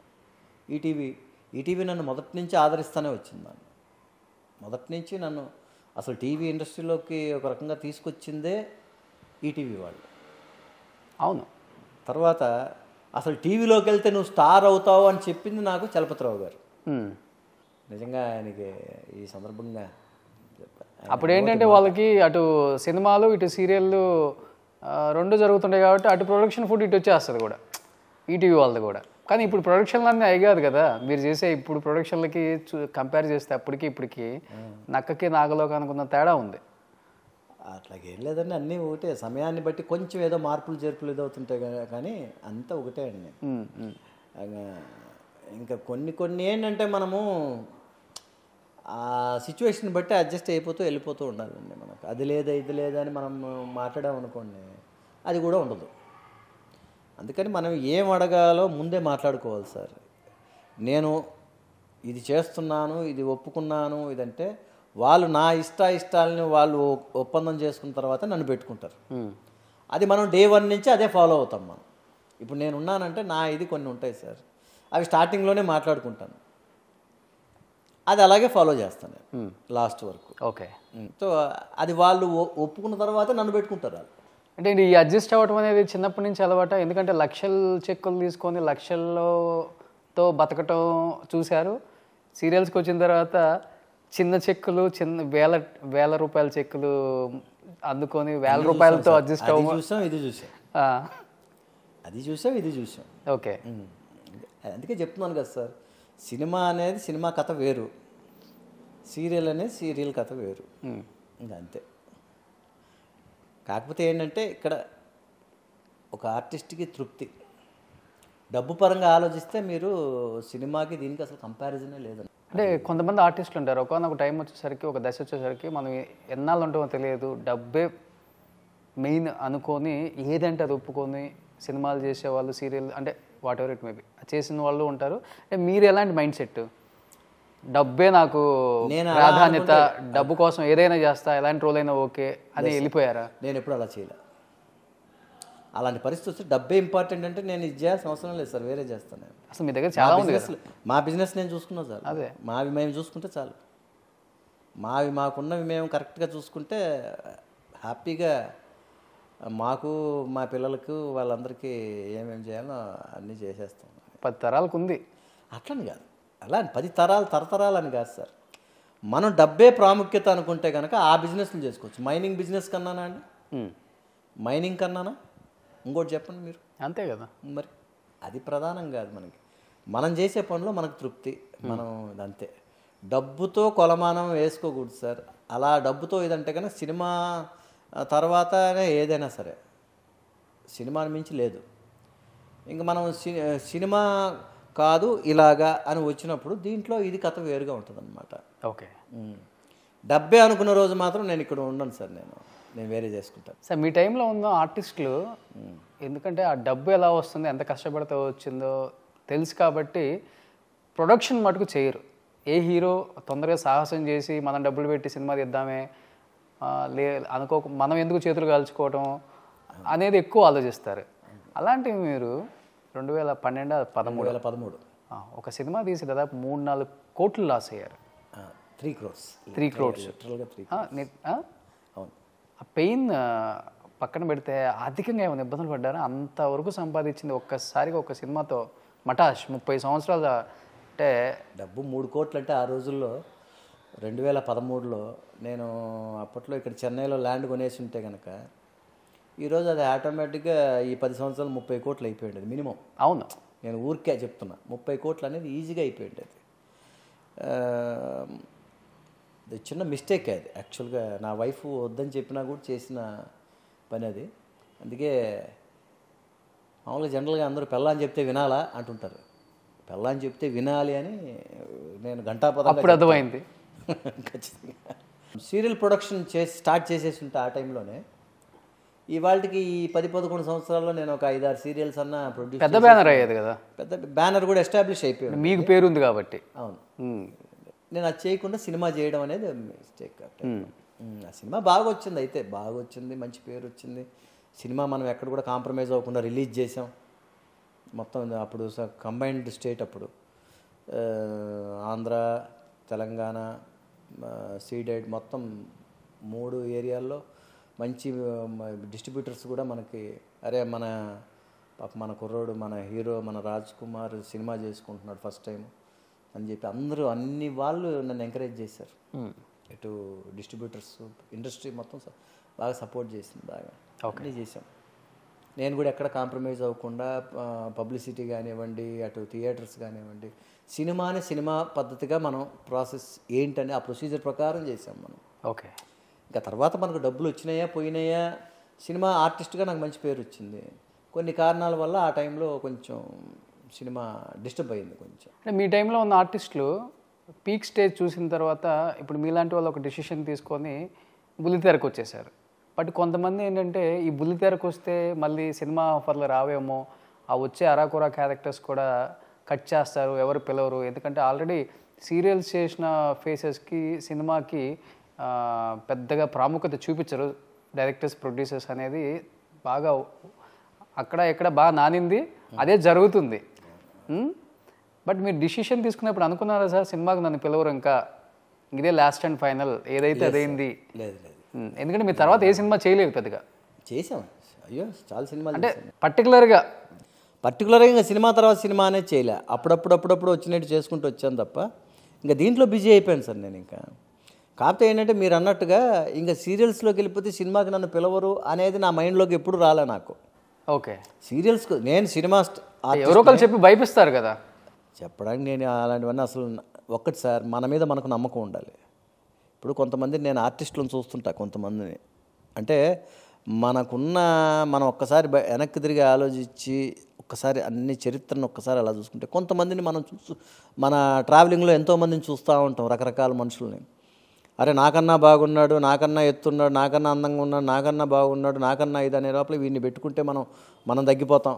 ఇలాంటివన్నీ కొంతమంది అవి కూడా చేసిన వాళ్ళని కొంతమందిని చూసాం సార్. కానీ నేనేమంటాను తెలుసా అండి, అలాంటి ఫీలింగ్ మనకు వచ్చిన రోజున అంటే మనం భయపడిపోతున్నట్టు ఫీలింగ్ అండి. మన మీద మనకు కాన్ఫిడెన్స్ ఉండాలి ఫస్ట్. అలా చూసుకుంటే ఇప్పుడు నేను కొన్ని చేసిన సినిమాల్లో నాకన్నా పెద్ద స్టార్లు పక్కన యాక్ట్ చేశాను నేను, నాకన్నా గొప్ప పర్సనాలిటీ ఉన్న వాళ్ళ పక్కన యాక్ట్ చేశాను నేను. అలాంటప్పుడే మనం ఏంటనేది మనం కెమెరా ముందు చూపించగలగాలి. అది అవకాశం యాక్చువల్గా. ఆ అవకాశాన్ని కరెక్ట్గా మనం సద్వినియోగం చేసుకుంటే ఇప్పుడు పక్కన ఉన్న వాళ్ళందరూ తక్కువైన వాళ్ళు కాదుగా. ఒక్కసారి మనం గురించి భలే చేసావయ్యా అన్నారనుకోండి, అది ఆనందం. ఓకే. అక్కడ మనం వీళ్ళ పక్కన మనం ఏమైపోతాం అది అన్నాం అనుకోండి, మనం అలాగే ఉండిపోతాం అసలు మన లైఫ్లో. మనకన్నా గొప్ప వీళ్ళు ఉన్నప్పుడు వాళ్ళ పక్కన మనం మంచి పేరు తెచ్చుకున్న రోజు మనం ఏంటనేది బయటపడుతుంది సార్.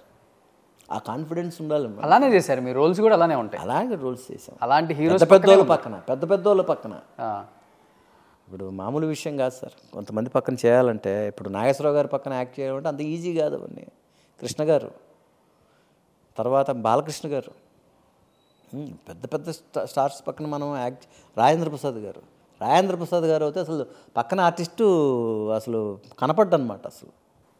వన్ మ్యాన్ షో ఆయన ఉన్నాడంటే అసలు ఎవరు చూడరు, ఫోకస్ మొత్తం ఆయన మీదకి వెళ్ళిపోద్ది అసలు. ఇప్పుడు బాలకృష్ణ గారు ఉన్నారంటే ఆయన మీదకి వెళ్ళిపోద్ది ఫోకస్. అక్కడ మనం చేయాలి సార్, అలాంటి చోట్ల మనం చేయాలి. బాలకృష్ణ గారు మనం అంత అనుకుంటా, ఆయన అయితే ఎంత స్పోర్టివ్ మనిషి తెలుసా అండి. లాస్ట్కి మీరు చూడండి పెద్దన్నయ్య సినిమా చూడండి, ఆయన ఎంత గొప్ప మనిషి అనేది ఆ ఒక్క దీంట్లో అర్థమైపోద్ది. క్లైమాక్స్లో రాజు మాస్టర్ గారు, ఫైట్ మాస్టర్ రాజు గారు తీస్తున్నారు షార్ట్స్. ఈయన బాలకృష్ణ గారు ఫైట్ మాస్టర్తో చెప్పి, ఏమండి మనం ఒక హీరోని పెట్టుకున్నాం ఇందులో, ఆయన హీరో, ఆయనకు కూడా షార్ట్స్ కంపోజ్ చేయండి అని చెప్పి దగ్గరుండి కంపోజ్ చేయించాడు ఆయన. ఓకే, అది ఎంత గొప్ప విషయం అండి. అవునవును. కొన్ని షార్ట్స్ అయితే ఆయనే అది ఇచ్చాడు, ఆయనే కంపోజ్ చేయించి తీయించాడు షార్ట్స్. ఓకే, మీరు పెద్దన్నయ్య లాస్ట్లో క్లైమాక్స్ ఫైట్లో చూడొచ్చు మీరు. సో అట్లాగా ఆయన ఇది. తర్వాత రాజేంద్ర ప్రసాద్ గారు, ఆయన పక్కన అసలు టెన్షన్ వస్తుంది ఏ ఆర్టిస్ట్కైనా, అమ్మో ఆయన అలా చేస్తున్నాడు మనం కనపడమే అని. కానీ ఆయన, రే తమ్ముడు నువ్వు ఈ డైలాగ్ ఇలా చెప్పరా, నేను ఇలా చెప్తాను, కౌంటర్ ఇలా ఉండాలిరా, ఆయన అలా చెప్తాడు ఆయన. సో ఏంటంటే పెద్దవాళ్ళ పక్కన మనం దాన్ని ఇంకా మనం యూజ్ చేసుకొని మనలో ఉన్న ఇది కూడా మనం ఇది పెట్టుకొని యాక్ట్ చేస్తే మంచి పేరు వస్తుంది. అసలు ఆ రోజుల్లో అంత పెద్ద స్టార్ ఏఎన్ఆర్ గారే సీరియల్కి వచ్చేసి మట్టి మనుషులు బాగా గుర్తుంది. ఎందుకంటే సార్ వాళ్ళకి డబ్బు కోసం కాదుగా, వాళ్ళకి ఏంటంటే కెమెరా ముందు యాక్ట్ చేయాలని ఒక కోరిక అంతే, ఒక ఇది అంతే. నాగేశ్వరరావు గారు ఎప్పుడు చెప్తూ ఉంటారు. ఇప్పుడు ఇందాక హైట్ గురించి మీరు మాట్లాడారు. నేను నాగేశ్వరరావు గారు, ఒక శివాజీ గణేషన్ గారు, ఒక కమల్ హాసన్ గారు, తర్వాత చంద్రమోహన్ గారు, ఇలా కొంతమంది స్టార్స్ ఉన్నారు సార్, స్టార్ హీరోలు వాళ్ళు. అవును, హైట్ గురించి ఎప్పుడు టాపిక్కే రాలేదే. వీళ్ళందరి పక్కన నేను అప్పుడప్పుడు అలా నిలబడి ఒక ఆత్మతృప్తి అనమాట మనకి, అబ్బా మనం వీళ్ళ హైటే ఉన్నాం, మనకు భయం లేదు, మనం పర్ఫార్మెన్స్ బాగా చేస్తే ఇవన్నీ కనపడవు, ఇవన్నీ దాటేస్తాం మనం అనేది ఒక ఇది సార్. అంటే self judgement very important sir మనకి కూడా. సో వాళ్ళందరిని చూసినప్పుడు మనం ఇంకా కాన్ఫిడెన్స్ పెరుగుతుంది. శివాజీ గణేషన్ గారు అసలు కెమెరా ముందు సింహం అండి ఆయన. నాగేశ్వరరావు గారు కెమెరా ముందు అసలు ఏంటనేది, వీళ్ళందరూ ఏంటంటే, తర్వాత మన కమల్ హాసన్ గారు కెమెరా ముందు అసలు వీళ్ళని ఎవరైనా, చంద్రమోహన్ గారు అసలు ఒక డైలాగ్ చంద్రమోహన్ గారి పక్కన యాక్ట్ చేశాను నేను. ఆయన చేస్తుంటే ఆయన్నే చూస్తుంటాం మనం.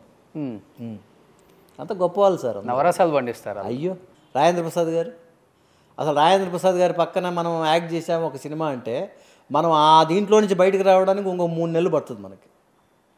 డైలాగ్, టైమింగ్ ఇవన్నీ ఆయనలాగా వచ్చేస్తాయి మనకి ఆటోమేటిక్గా. అందులోంచి బయట రావడానికి నాకు 3 నెలలు పట్టింది. కాకపోతే ఎలాంటి ఆర్టిస్ట్ అయినా సరే రాజేంద్ర ప్రసాద్ గారి పక్కన యాక్ట్ చేస్తే ఒక్క సినిమా, ఆ ఆర్టిస్ట్ మంచి డైలాగ్ టైమింగ్తో బయటకు వస్తాడు సార్.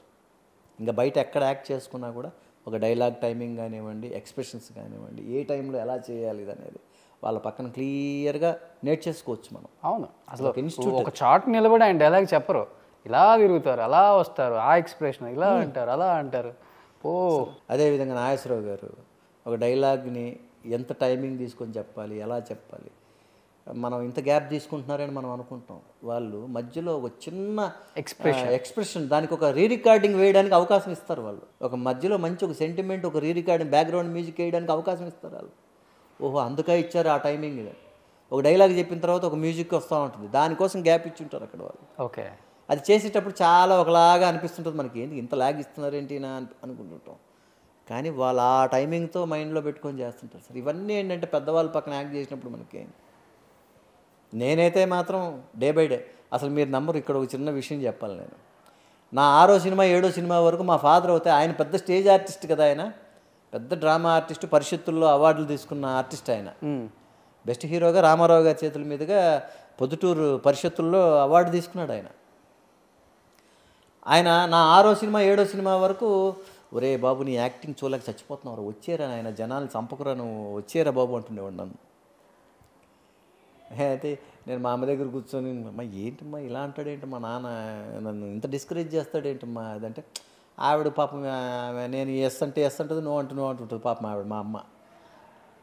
ఆయన అంతే లేని గమ్మున నీ పన్ను చూసుకుంటుంటుంది ఆవిడ. ఇట్లాగా మా ఫాదర్ అయితే భయపడిపోయాడు నా యాక్టింగ్ చూసి. డైలాగ్ దొల్లేసేది అనమాట నాకు. డైలాగ్ స్పీడ్గా వచ్చేసేది అనమాట. ఓకే. స్టార్టింగ్లో నేను ఫస్ట్ ఇన్స్టిట్యూట్లో చేరదామని మా ఫాదర్ దగ్గర చాలా గొడవ పెడితే మా నాన్న ఒప్పుకోలే. నువ్వు ఇంజనీరింగే 4 సంవత్సరాలు చదువు 6 సంవత్సరాలు చేసి ఎలగబెట్టావు, మళ్ళీ ఇన్స్టిట్యూట్ అంటావు. ఇంజనీరింగ్ మీరు? ఇంజనీరింగ్. ఓకే. 4 ఇయర్స్ది 6 ఇయర్స్ పెట్టింది. అప్పుడు కోర్స్ 6 ఇయర్సా? కాదండి, 4 ఇయర్సే. నేను 6 ఇయర్స్ చేశాను. ఓకే. ఇంకా వీలవుతే ఇంకొక 2 సంవత్సరాలు చేయొచ్చు. అసలు ఏం అందులో ఏం కాదు. కోర్సు 4 సంవత్సరాలే, మనం చదివింది 6 సంవత్సరాలు. ఓకే. అట్లాగా మా నాన్న అది ఇది చేస్తూ చెప్తూ 4 సంవత్సరాలు చదివిన 6 సంవత్సరాలు చదివేవరా, ఇప్పుడు మళ్ళీ ఇన్స్టిట్యూట్ అని ఇంకో 2 సంవత్సరాలు వెళ్ళావు అనుకో, ఆ ఉన్నది కూడా ఈ లోపల మెడ్రాస్లో ఏదో అయిపోతావు. నువ్వు వద్దున నాయనా, నువ్వు ఆ ప్రయత్నం ఏదో చేసుకో. ఓకే. నువ్వు సంవత్సరం అడిగావు, 2 సంవత్సరాలు టైం ఇస్తా, ప్రయత్నాలు చేసుకో. ఏమవుతావో ఏమో, మనిషిగా ఇంటికి రా.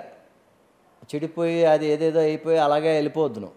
ఎందుకంటే మెడ్రాసు అంటే ఆయన ఇండస్ట్రీ చూశాడు కదా. మెడ్రాస్లో నువ్వు యాక్టర్ అవ్వడానికి బదులు వేరే ఏదైనా అయిపోయి అసలు మనిషే మిగలకుండా అయిపోతాడేమో అని అతని భయం, తండ్రిగా ఒక భయం. అప్పుడు ఎక్కువ ఉండేది అది, ఆ చిన్న భయం ఉండేది.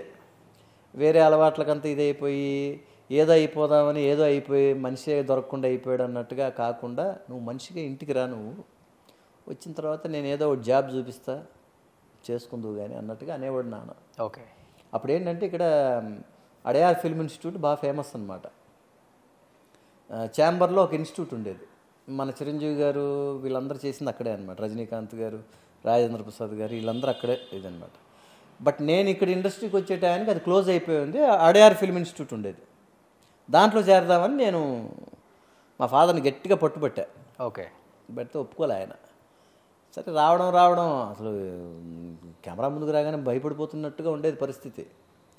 బట్ ఏంటంటే ఇంకంతే అలాగే స్టెప్ బై స్టెప్ నా 8వ సినిమాకే ఎప్పుడో సినిమా రౌడీ ఎమ్మెల్యే సినిమా అప్పుడు ఫస్ట్ టైం ఆయన బాగా చేసేవరా అన్నాడు. అంతే, మార్క్స్ పడ్డాయి ఇంకా. అంతే.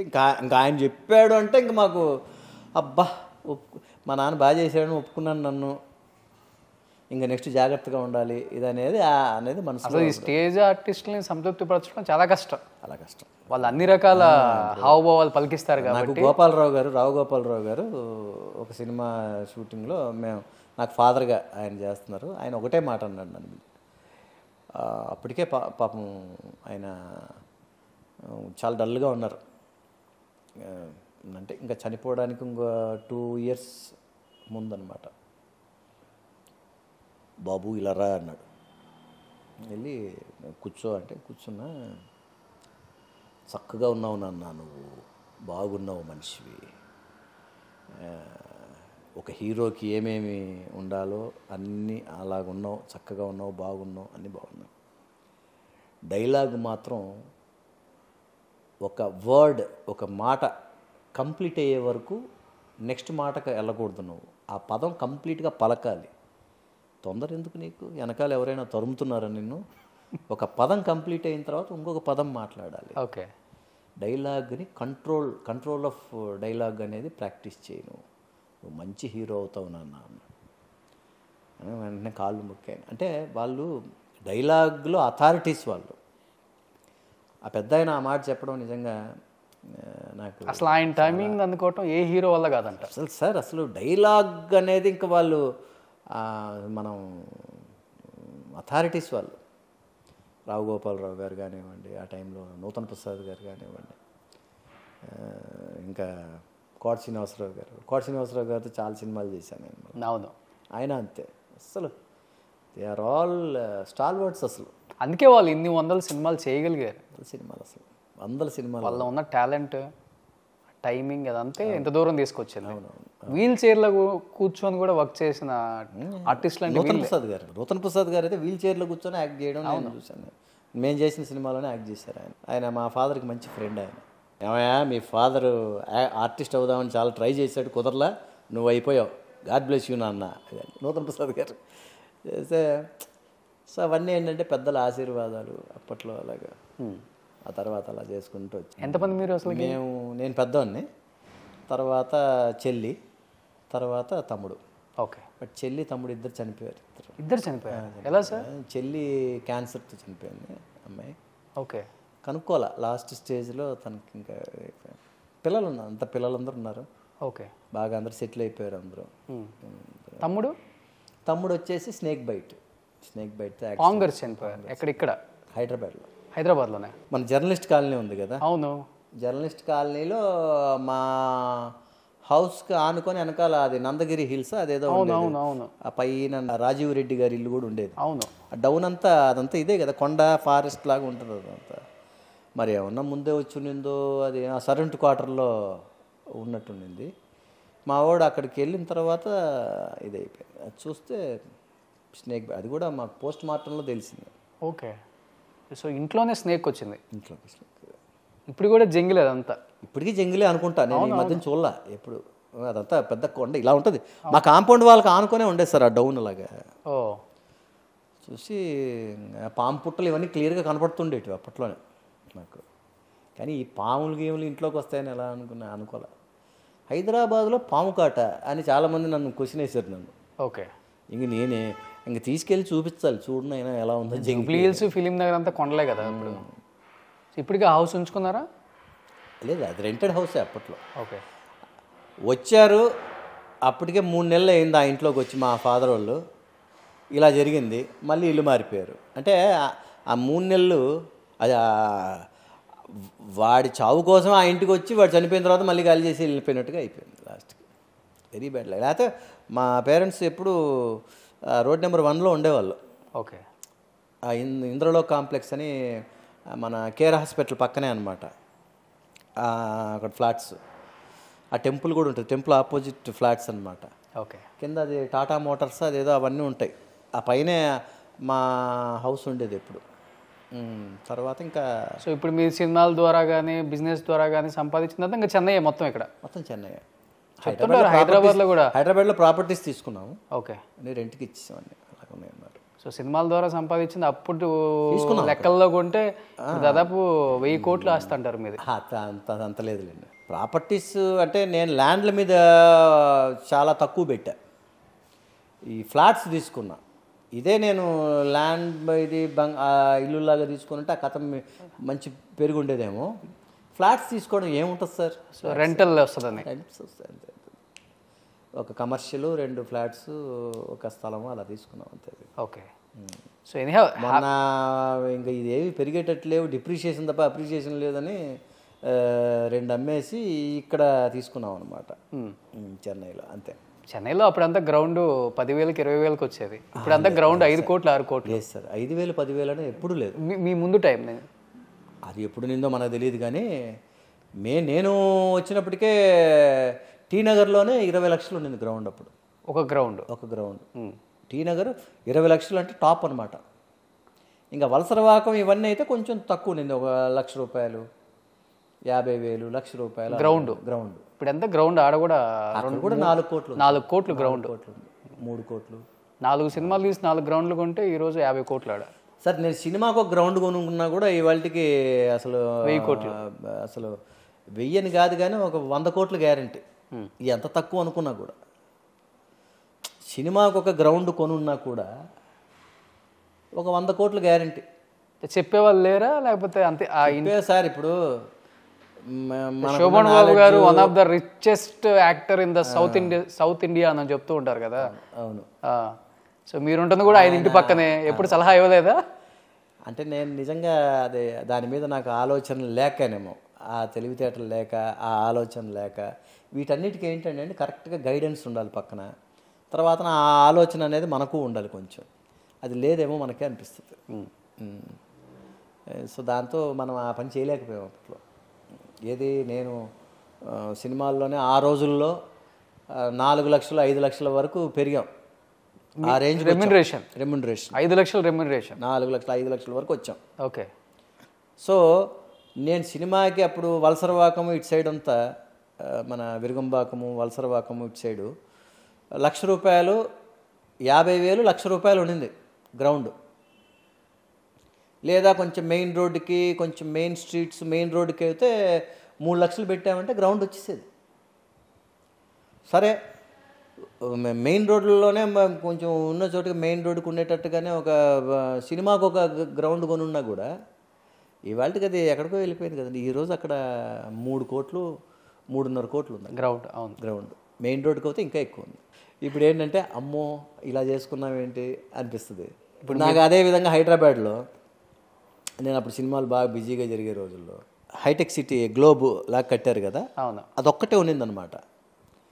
ఒకరి ద్వారా వెళ్ళి ఒక స్థలం ఏమండి హైటెక్ సిటీ ఎదురుగా పక్కన చౌరస్తా నుంచి కొంచెం 1 కిలోమీటర్ వెళ్ళగానే మెయిన్ రోడ్డుకే 1 ఎకర్ సార్, 3 లక్షలు. చూడండి సార్ చాలా బాగుంటుంది.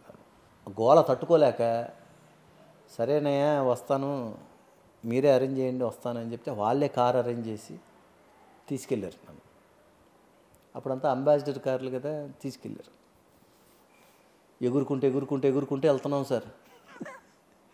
చూస్తే ఆ గ్లోబ్ ఒకటే ఉంది, హైటెక్ సిటీ ఒకటే ఉంది, అన్ని మట్టి దిబ్బలు మొత్తం. ఎక్కడయ్యా జంక్షన్ అని చెప్పావు, 4 రోడ్ల జంక్షన్ ఎక్కడ ఉన్నావు అన్న అని పేపర్ తీసి చూపిస్తున్నాడు ఆ ప్లానింగ్. ఇది చూడండి సార్, ఇది హైటెక్ సిటీ సార్, దీని పక్కనే 4 రోడ్ల జంక్షన్ సార్, దీని నుంచి 1 కిలోమీటర్ సార్ రోడ్డుకే సార్. ఏమయ్యా ఇదేం మట్టి దిబ్బలు అంటే మళ్ళీ ఇంకొక కిలోమీటర్ ఎక్కడికి వెళ్ళాలయ్యా అని నేను. లేదు సార్ వచ్చేస్తుంది సార్ ఇక్కడ. ఇంకో నువ్వు ఇలాంటి మాట్లాడొద్దు సార్ అంటే ఎంత ఇదిగా అనుకొని మనం వద్దన్నాం. ఈరోజు నిజంగానే అక్కడ చౌరస్తా వచ్చింది, 300 కోట్ల ఎకరం. ఈరోజు రోడ్డు బ్రిడ్జ్ కూడా వచ్చింది అక్కడ. రోడ్డుకు ఆనుకునే 1 ఎకర్ స్థలము. ఈరోజు 1 ఎకర్ స్థలం నాది ఉంటే ఆ 3 లక్షలు కూడా ఎలా అడిగాడు తెలుసా అండి అతను. అర్జెంటుగా 50,000 అవసరం ఉంది సార్, ఆ 50,000 ఇప్పుడు ఇచ్చేసేయండి, మిగతాది అంచెలంచెలుగా ఇచ్చుకుని రిజిస్ట్రేషన్ టైంకి మీరు ఇచ్చేసేయండి మిగతాది అన్నాడు. సార్ ఊరికి ఇది నాది కాదులే అనుకొని కట్టేస్తున్నా కూడా ఈరోజు నేను 100 కోట్లు ఆస్తి పరుంది సార్. అసలు అది నిజంగా అది ఈరోజు చౌరస్తా వచ్చింది, బ్రిడ్జి పడింది, రోడ్లు పడినాయి. అది ఏమన్నా ఆలోచించగలం అంటే మనకు దాని మీద అవగాహన లేదు అనేది, వెరీ పూర్ అనేది మళ్ళీ ఇంకోసారి ఇదనమాట ఎగ్జాంపుల్ అది. అంతే, రాసి పెట్టలేకపోతే. అదేవిధంగా ఫిలిం నగర్ సైడు ఈ కొండల గుట్టల్లో ఎక్కడ స్థలాలు ఉన్నాయరా బాబు అనుకునేవాడిని. అవి కొండల్ని బద్దలు కొట్టేసి ఈరోజు పెద్ద పెద్ద బంగ్లాలు కట్టారు అక్కడ. ఆలోచనకే అంతు చిక్కు అనమాట. అప్పుడు ఏంటంటే మాకు, మీరు నమ్మరు సార్, ఒక చిన్న కేబీఆర్ పార్క్, ఇది చిన్న రోడ్డు అనమాట, అన్నపూర్ణ స్టూడియో ముందు. జూబ్లీ చెక్ పోస్టు అక్కడి నుంచి సాయంకాలం 6 తర్వాత మాకు ప్రొడక్షన్ మేనేజర్లు కూడా డ్రైవర్లకు క్లియర్గా చెప్పి కారు ఎక్కిచ్చేవాళ్ళు మమ్మల్ని స్టూడియోలో. అక్కడ బండ్లు ఆఫ్ చేసి కొట్టి డబ్బులు అడిగి తీసుకొని పోతారు. బండ్లు ఎవరు ఆపినా కూడా ఆపక జాగ్రత్తగా తీసుకెళ్ళి వీళ్ళని గెస్ట్ హౌస్లో దించండి అని చెప్పి మేనేజర్లు చెప్పి పంపించేవాళ్ళు డ్రైవర్లకి. జూబ్లీ చెక్ పోస్టులు సాయంకాలం 6 తర్వాత అంత భయపడేవాళ్ళు అందరూ. ఈరోజు జూబ్లీ చెక్ పోస్ట్ అనేది అసలు main heart of the city లాగా అయిపోయింది అది. అవును, ఇంకా ఎక్కడ హైటెక్ సిటీ, ఎక్కడ జూబ్లీ చెక్ పోస్టు. కానీ ఈరోజు అక్కడ వెళ్తుంటే ఏదో ఫారిన్లో వెళ్ళినట్టుగా ఉంటుంది. ఇవన్నీ ఏంటంటే సార్ ఆ రోజు తెలియక అంతే. ఇప్పుడు శోభన్ బాబు గారు అప్పుడు పందులు బొదిలే కాడ ఎకరాలు కొన్నారంట ఆర్టిస్టులు. అన్నానగర్ సార్, అన్నానగర్. ఇప్పుడు ఈరోజు అన్నానగర్, ఈరోజు హాఫ్ ఆఫ్ ద అన్నానగర్ అయిందంటగా. అవును, చాలా ప్రాపర్టీస్ ఉన్నాయి అన్నానగర్లో. సోహన్ బాబు గారికి చాలా ప్రాపర్టీస్ ఉన్నాయి. అదేవిధంగా చంద్రమోహన్ గారు, వీళ్ళందరూ ఏంటంటే మురళీమోహన్ గారు ఎప్పుడు చెప్తూ ఉంటారు మాకు. ఇక్కడ లాస్ట్ మేము సీరియల్లో కూడా బాలాజీ టెలిఫిలిమ్స్లో మేమందరం వర్క్ చేసాం. హిందీ కుండలి సీరియల్, దాంట్లో నాకు ఫాదరు మదరు మురళీమోహన్ గారును మన లత గారు, అదే మన ఎంజీఆర్ లత గారు అంటారు కదండి, లత గారు మురళీమోహన్ గారు మాకు ఫాదర్ మదర్ అనమాట. దాంట్లో వర్క్ చేసాం. మురళీమోహన్ గారు ఎప్పుడు చెప్తూ ఉంటారు, అసలు భూమి మీద ఇన్వెస్ట్ చేయడం అనేది నాకు నేర్పించింది సోహన్ బాబు గారే అని ఆయన గర్వంగా చెప్తాడు. ఆయన భూమిని నమ్ముకున్న వాళ్ళు ఎవ్వరు చెడిపోరు అనేది. ఇవన్నీ మేము వినేలోపు వెనకాల ఆల్రెడీ చేసాం అన్ని పనులు అయిపోయి. ఇప్పుడు భూమిని నమ్ముకుందాం అన్నా కానీ ఇప్పుడు భూమిని ఇప్పుడు కొందామని ఏంటి కొనేది. హైటెక్ సిటీ అంతా చేపేరే కదా. మీరు చెప్పే 3 లక్షలది ఆయన అప్పుడు 30,000కి కొని ఉంటారు.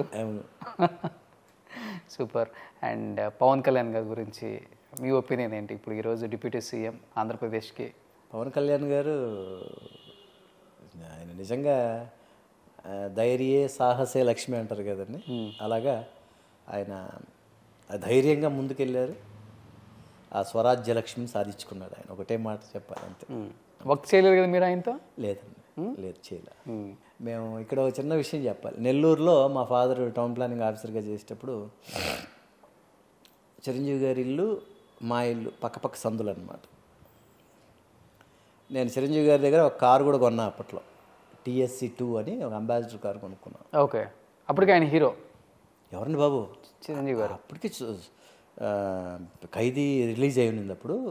స్టార్ మంచి చిరంజీవి గారు అంటే ఫుల్ క్రేజ్లో ఉన్నారు అప్పుడు.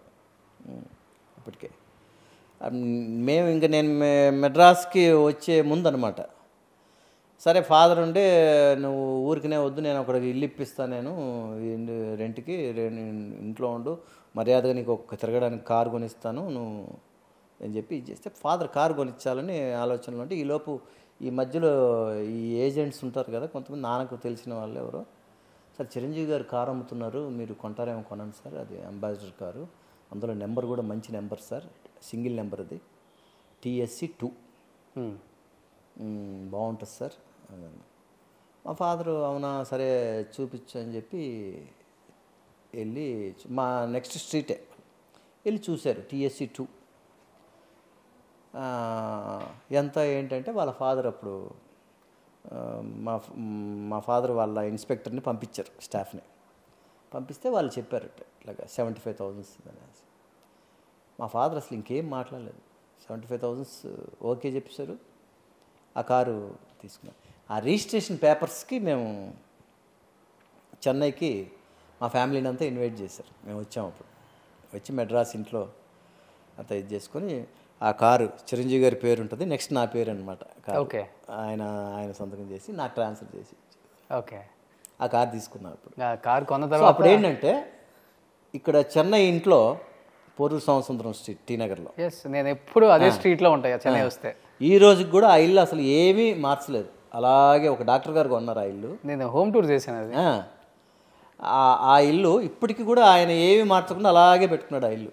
బయట రామచరణ్ ఇది అనేది కూడా అలాగే ఉంటుంది ఇప్పటికీ, ఆ లెటర్స్. ఆ ఇంట్లోనే వచ్చి కలిసి ఫోటోలని. అప్పుడు అక్కడ ఈ మొత్తం అంతా మన పవన్ కళ్యాణ్ గారే చూసుకునేవారు అప్పుడు. అన్నయ్య చిరంజీవి గారిది ఇవన్నీ ఇంట్లో అంతా ఆయనే చూసుకునేవాడు అనమాట. అప్పుడు ఆయనే లోపలికి రమ్మని చెప్పి కూర్చోబెట్టి, తర్వాత చిరంజీవి గారు వచ్చి మాట్లాడి ఫోటోలు దిగాను ఇవన్నీ.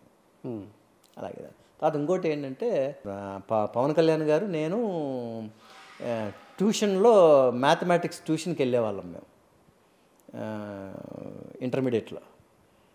అక్కడ వినయ్ బాబు గారు అని ఒక టీచర్ ఉండేవారు, లెక్చరర్. ఆయన దగ్గరికి మ్యాథమెటిక్స్ ట్యూషన్కి వెళ్ళేవాళ్ళం అనమాట. ఓకే, పవన్ కళ్యాణ్ గారు కూడా అదే ట్యూషన్కి వచ్చేవారు మ్యాథమెటిక్స్కి. నేను అక్కడికి వెళ్ళాం, ట్యూషన్ మేట్స్ అనమాట మేము. సో పరిచయం ఉంది బాగానే. పరిచయం అంటే మళ్ళీ ఇదేం లేదు, సినిమాకి వచ్చాక చిరంజీవి గారి తమ్ముడు అప్పుడు పవన్ అనే పేరు ఇంకా అప్పుడు యాడ్ అవ్వాల, కళ్యాణ్ బాబు అనేవాళ్ళు. కళ్యాణ్ బాబు చిరంజీవి గారి తమ్ముడు అనుకునేవాళ్ళం. ఒక చిన్న స్పోర్ట్స్ సైకిల్లో వచ్చేవాడు ఆయన ట్యూషన్కి, మ్యాథమెటిక్స్ ట్యూషన్కి. సో అలాగా అలా ఆ ట్యూషన్ మేట్స్ అనమాట. ట్రావెల్ మీది. సో ఇండస్ట్రీకి వచ్చిన తర్వాత ఫస్ట్ టైం మళ్ళీ పవన్ కళ్యాణ్ బాబుని కలిసింది ఇంట్లోనే, చిరంజీవి గారి ఇంట్లోనే. ఓకే, ఇంకా తర్వాత చిరంజీవి గారితో మేము చాలాసార్లు కలవడం జరిగింది. బాగా మాట్లాడతారు చిరంజీవి గారు. మొన్న కూడా మీటింగ్లో అసలు అందరి బంధువు, అందరు బంధువు. అయ్యో అందరి వాడు, అపద్ బాంధవుడు, అందరి వాడు. ఆయన టైటిల్స్ ఎలా ఉంటాయో ఆయన కూడా అలానే ఉంటారు. ఆయన సూపర్ అండి అసలు. ఆయన మాట్లాడే తీరు ఇవన్నీ ఎవరైనా మెస్మరిజం ఇదైపోతారు అసలు. అంటే నేను ఇండస్ట్రీలో ఇంతమందిని చూశాను కాబట్టి చిరంజీవి గారికి, అంటే మిగతా హీరోస్ తప్పు చెప్పట్లేదు, వాళ్ళకి కొంత తేడా ఏంటంటే, ఒక హీరోని మనం ఒకసారి కలిసిన తర్వాత మళ్ళీ వాళ్ళని కలవాలంటే వాళ్ళ ఇది ఉంటేనే మనం అక్కడికి వెళ్ళి కలవగలం. చిరంజీవి గారు అట్లా ఉండదు. మనం ఒకసారి కలిసిన 100 సార్లు కలవాలనుకున్నా కానీ మనం వెళ్ళిపోవచ్చు. ఆ యాక్సెస్ ఉంటుంది మళ్ళీ. అది నేను ఇంత పెద్ద స్టార్ని, నేను టైం ఇవ్వాలి, నేను చెప్తే లోపల పంపు, లేకపోతే లేదు, మొన్నే కదా కలిసింది, అవసరం లేదు, ఇప్పుడు ఎందుండవు. లేదు, మనం అనుకుంటే కలవచ్చు. అంటే అంత యాక్సెస్ ఇస్తారు ఆయన, ఒక మనిషికి వాల్యూ ఇస్తారు. అందుకే ఇన్ని సంవత్సరాలు అయినా కానీ ఆ మెగాస్టార్ అనేది ఈ తరానికి కూడా ఆయన బాగా కనెక్ట్ అయ్యి ఉన్నారంటే ఆ సింప్లిసిటీ, ఆ డిసిప్లిన్, క్రమశిక్షణ అండి ఆయన. అసలు ఇంకా ఈ వయసులో కూడా ఆయన ఆ ఫిట్నెస్ని ఎలా మెయింటైన్ చేస్తున్నారు తెలుసండి. అవన్నీ సెల్ఫ్గా వాళ్ళకి ఆ పట్టుదల ఉంది కాబట్టి వాళ్ళు అవన్నీ చేస్తారు. వాళ్ళు ఇవన్నీ ఏంటంటే కొన్ని ఇన్స్పైరింగ్ పాయింట్స్ అండి ఇవన్నీ. ఫిట్నెస్ అంటే మీరేంటి అసలు ఏం డైట్ తీసుకుంటారు అసలుకి? నేనేం లేదని శుభ్రంగా తినేస్తున్నాను. అలానే ఉన్నారు అసలు? లేదు, జిమ్కి వెళ్తాను ఖచ్చితంగా. Gym, walking. మనము ఒక ఆర్టిస్ట్గా మనము ఏమేమి చేయగలగాలో అన్నీ మనం చేస్తాం. ఫుడ్ ఇది అదేమి లేదు, అన్నీ తీసుకుంటారు. ఫుడ్ లక్షణంగా శుభ్రంగా అన్నీ తినేసేయడమే. కాకపోతే ఏంటంటే కొన్ని రిస్ట్రిక్షన్స్, వారంలో ఇన్ని రోజులే మనం నాన్ వెజ్ తినాలి, ఇన్ని రోజులే వెజిటేరియన్ తినాలి, ఇలాగ అనుకొని అదేదో పెట్టుకొని ఉంటాం తప్ప మిగతాదంతా శుభ్రంగా తినేయడమే మనం. అవంతా ఏం లేదు. కానీ జిమ్ ఖచ్చితంగా వెళ్తా రెగ్యులర్గా. ఓకే. ఇక్కడ చెన్నైలో కంపల్సరీ. అసలు ఈ టైము నేను జిమ్లో ఉండే జిమ్ టైం అయితే మరి అక్కడ జిమ్ చేసేవాళ్ళం కదా మీరు. మీ కండలో ఒకసారి అందరు ఆడియన్స్ చూసేవాళ్ళు. పంపిస్తాను, జిమ్ ఫొటోస్ పంపిస్తాను. ఈవినింగ్ 6కి 6:30 అలా వెళ్ళానంటే నైట్ ఇంకా మూసేస్తున్నావురా బాబు, వెళ్ళండ్రా బాబు అనే వరకు అక్కడే ఉంటాం అనమాట. ఎందుకంటే చాలామంది హీరోలు, ఆర్టిస్టులు అందరూ కూడా అక్కడ మాకు కొలీగ్స్ అనమాట ఉంటారు. ఓకే. చాలామంది ఉంటారు. అందరితో పూర్తి జస్ట్ మనం చేసేది హార్డ్లీ 1.5 hour కన్నా ఎక్కువ చేయము. మిగతాదంతా ఏంటంటే రిలాక్స్ అవుతాం, అందరూ మాట్లాడుకుంటూ. ఎవరెవరు వస్తారా జిమ్కి? చాలామంది ఉన్నారండి, చాలామంది ఆర్టిస్టులు ఉన్నారు. భరత్, శ్యాము, రెహమాన్, రెహమాను, ఓకే, తర్వాత చాలామంది ఉన్నారు. వాళ్ళు కూడా ఏంటంటే బయట జిమ్కి వస్తే రిలాక్స్ అవ్వచ్చు అన్నట్టుగా వస్తుంటారు వాళ్ళు. సో ఇప్పుడైతే ఇంకా ఎక్కడ గ్యాప్ లేకుండా వచ్చిన అవకాశాన్ని సద్వినియోగపరుచుకుంటూ ది బెస్ట్ అనిపించుకుంటున్నారు. కానీ బోర్ కొట్టాడు అని అనిపించుకోవట్లే ఎక్కడ కూడా. మనల్ని తిట్టుకుంటున్నారు అనే రేంజ్ వస్తే నేనే సైడ్కి వెళ్ళిపోతాను మెల్లగా. మిమ్మల్ని ఎవరు తిట్టుకుంటారు అసలుకి? అలా అని జనరల్గా చెప్తున్నా. అంటే అందుకనే సార్ మనం ఏంటంటే క్యారెక్టర్స్ కూడా నేను చేయాలనుకుంటేనే చేస్తా. ఆ క్యారెక్టరైజేషన్ నచ్చితేనే చేస్తా. లేదంటే మనం ఏది పడితే అది ఒప్పేసుకోవడం, మనకు డబ్బే ప్రధానం, మనం అన్నీ చేసేయాలి, మనం అన్నీ చూసారు లైఫ్లో. అలా అనుకుంటే మనం లాంగ్ స్టాండ్ ఉండదు సార్. అవును. తర్వాత మనం 5-6 serials at a time 8 serials నేను చేస్తున్నా కూడా ఒక సీరియల్కి అసలు ఇది ఎక్కడ లేకుండా గెటప్స్ డిఫరెంట్గా చేయడం అలా చేసుకుంటూ వెళ్ళేవాడిని నేను. సో అందుకని ఎక్కడ కూడా బోర్ కొట్టకుండా ప్రయత్నం చేసేవాడిని, బోర్ కొట్టనివ్వకుండా ఆడియన్కి. ఓకే. అన్ని చోట్ల ఏ సీరియల్ రా ఇది, అదా ఇదా అని కన్ఫ్యూజన్ వచ్చింది అనుకోండి ఆడియన్స్కి, ఒక్కసారి నిలబడిపోయామంటే అక్కడితో ఆగిపోతాం ఇంకా. ఓకే. అందుకని అలా రాకూడదు సార్. ఆ మొనాటమీ అనేది వచ్చేసిందంటే మాత్రం ఆడియన్కి బోర్ కొట్టేస్తుంది. సో ఆల్రెడీ ఫాదర్ రోల్లో మీ గెటప్ ఎలా ఉండదు, మీరు ఎలా ఉంటారో అందరం చూసేసాం బుల్లితెర మీద. ఇన్ కేస్ ఇప్పుడున్న డైరెక్టర్స్, ప్రొడ్యూసర్స్ మళ్ళీ ఇప్పుడున్న హీరోలకి నాన్నగానో అన్నగానో పిలిస్తే రెడీగా ఉన్నారా మీరు? ఖచ్చితంగా చేస్తా. ఖచ్చితంగా నానైనా ఫాదర్ ఇన్లా నెగిటివ్ క్యారెక్టర్ ఏది చేయడానికైనా నేను రెడీ. సూపర్. సినిమానే సార్ ఎప్పటికీ అంతే. సో బట్ ఏంటంటే అలానే ఉండండి. 2024-25లో మీరు డెఫినెట్గా మళ్ళీ మాకు బిగ్ స్క్రీన్ మీద కూడా కనిపిస్తారు. రోషన్ గారు మీ నోటి మాట, హ్యాపీగా చేస్తా, సూపర్, సంతోషంగా చేస్తా సార్. నిజంగా సార్ ఇప్పుడున్న అంటే అప్పుడున్న ఆర్టిస్టులకి ఇప్పుడున్న ఆర్టిస్టులకి డిఫరెన్స్ కొద్ది గొప్ప వెంటనే కనపడుద్ది కాబట్టి చెప్తున్నాను, అయితే చెప్పాలని కాదు. అయితే అంత గ్రౌండెడ్గా అదే డిసిప్లిన్, అదే రెస్పెక్ట్తో సొసైటీలో ఇన్ని సంవత్సరాల నుంచి ట్రావెల్ చేయడం చాలా కష్టం. అయ్యో బాబు, ఇప్పుడున్న ఆర్టిస్టులకి హ్యాట్సప్, ఎలా మెయింటైన్ చేశారో. కానీ ఇన్ని సంవత్సరాలు అదే కొంచెం కూడా చిరాకు ఉండదు, కోపం ఉండదు. అంటే వేరే వాళ్ళ మీద చిరాకు అంటే అవన్నీ చూసొచ్చిన తర్వాత ఎక్కడో ఒక చోట తెలియకుండా అవుతుంటాం, ఇరిటేట్ అవుతుంటాం, ఇగ్నోర్ చేస్తుంటాం. బట్ మీ టైంలో ఉన్న వాళ్ళు, ఈ చిరంజీవి గారు, వీళ్ళందరూ అమ్మో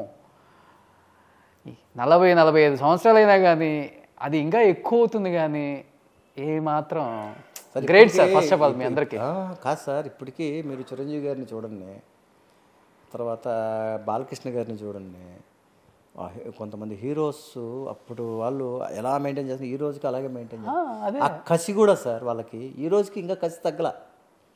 వాళ్ళకి మొన్న చిరంజీవి గారిని చూసా, బాలకృష్ణ గారిని చూశాను. వాళ్ళల్లో ఇప్పటికీ అసలు ఆ ఎంతోజియాజం కానివ్వండి, ఆ కసి కానివ్వండి చూస్తే అలాంటివన్నీ ఖచ్చితంగా మనం అబ్బా వీళ్ళ దాంట్లో మనం ఒక 5% అలాగే మెయింటైన్ చేసినా కూడా మనకు స్పాన్ ఉంటుందని అనిపిస్తుంది సార్. నిజంగా నిజంగా అసలు గ్రేట్ నిజంగా ఒక నిజంగా చెప్పాలంటే 70s 80s 90s 2000 అప్పుడున్న 4 జనరేషన్స్కి సంబంధించిన హీరోస్ అందరికీ హ్యాట్స్ అప్. ఆ టైంలో ఉన్న వాళ్ళకు ఉన్న డిసిప్లిన్ ఇప్పుడు కొద్ది గొప్ప అసలు కనిపించట్లే అంతగా. ఏదో ఆ ఫ్యామిలీ నుంచి వచ్చిన వాళ్ళకైతే నేను ఇప్పుడు కొంతమందిని చూస్తుంటాం కదా, మన లైఫ్ ట్రావెల్లో కొంతమందిని చూస్తూ ఉంటాం, మన కెరీర్ ట్రావెల్లో కానివ్వండి మనం చూస్తుంటాం. 1-2కే వాళ్ళు అసలు ఏదో ప్రపంచం అంతా మన చేతుల్లో ఉన్నట్టు చాలా గ్రేట్గా ఇదైపోయి నాకు అనిపిస్తుంటుంది. వీళ్ళు వచ్చింది నిన్నగాక మొన్న వచ్చారు, ఇప్పుడే ఇంత ఫీల్ అవుతాయి, ఇంకా రేపు పొద్దున ఏంటి వీళ్ళ సంగతి అనేది ఉంది. కానీ అలాంటి వాళ్ళు ఎలా వచ్చారో అంత డబుల్ స్పీడ్ కనుక వెళ్ళిపోతున్నారు. నేను అదే చెప్తున్నా సార్, ఎప్పుడు కూడా మన చుట్టూ మనం కోట కూడా కట్టుకోకూడదు. మనం ఎక్కడి నుంచి వచ్చామనేది ప్రతిరోజుకి ఒకసారి గుర్తు పెంచుకుంటూ ఉండాలి. మనం ఇంకా పెరగడానికి గ్రాడ్యువల్గా పెరగాలి తప్ప తగ్గిపోయి 10 మంది మనల్ని 10 మందిలో 8 మంది మనల్ని తిట్టుకుంటున్నారు అనుకోండి, అది ఏముంటుంది సార్? ఇంకా అది ఆటోమేటిక్గా ఎక్కడో చోట ఇదైపోతుంది. మీరైతే ఇలానే ఉండాలని మనస్ఫూర్తిగా కోరుకుంటున్నాను సార్. ఇంకా మంచి సినిమాలు చేయాలని సార్. ఫాదర్ రోల్లో కూడా ఇప్పుడున్న స్టార్ హీరోస్కి తప్పకుండా యాక్ట్ చేసి మా అందరికి కనిపించాలి అని మా కోరిక. బట్ ఇంత టైం అయినా కానీ ఇంత టైం ఇచ్చి మీ ఇంట్లో ఇంత హాస్పిటాలిటీ ఇచ్చి ఇంత మంచి ఇంటర్వ్యూ ఇచ్చి ఇన్ని విశేషాలు కొత్తగా చాలా షేర్ చేసుకున్నారు ఈ ఇంటర్వ్యూలో. చాలా హ్యాపీ ఫీల్ అవుతారు ఆడియన్స్ అండ్ మిమ్మల్ని ప్రేమించే లేడీ ఫ్యాన్స్ అప్పుడు వాళ్ళు చూడండి. So thank you so much Raj Kumar garu. Thank you so much Roshan garu. నేను కూడా మీ ఇంటర్వ్యూస్ అన్నీ అందరివి చూస్తుంటాను, చాలా హ్యాపీ. అసలు నేను సోషల్ మీడియాలో నేను ఫస్ట్ ఇచ్చిన ఇంటర్వ్యూ సుమన్ టీవీకే. ఫస్ట్ ప్రభు గారు చేశారు, తర్వాత మళ్ళీ మీ దగ్గర నేను ఈ ఇంటర్వ్యూ చేస్తున్నాను. చాలా హ్యాపీగా ఉంది, ఎందుకంటే మీ సక్సెస్ఫుల్ ప్రోగ్రామ్స్ అన్నీ నేను చూశాను సార్. సో ఈరోజు నేను కూడా మీతో పాల్పంచుకోవడం ఐఎమ్ సో హ్యాపీ. మీ ద్వారా సుమన్ టీవీ ప్రేక్షకులకు అందరికీ నా హృదయపూర్వక ధన్యవాదాలు, నమస్కారాలు తెలియజేస్తాను. థ్యాంక్ యూ సో మచ్ అండి. మీ రాజ్ కుమార్. సుమన్ టీవీలో మీ పర్సనల్ అండ్ బిజినెస్ ప్రమోషన్స్ కోసం కింది నెంబర్కి కాంటాక్ట్ చేయండి.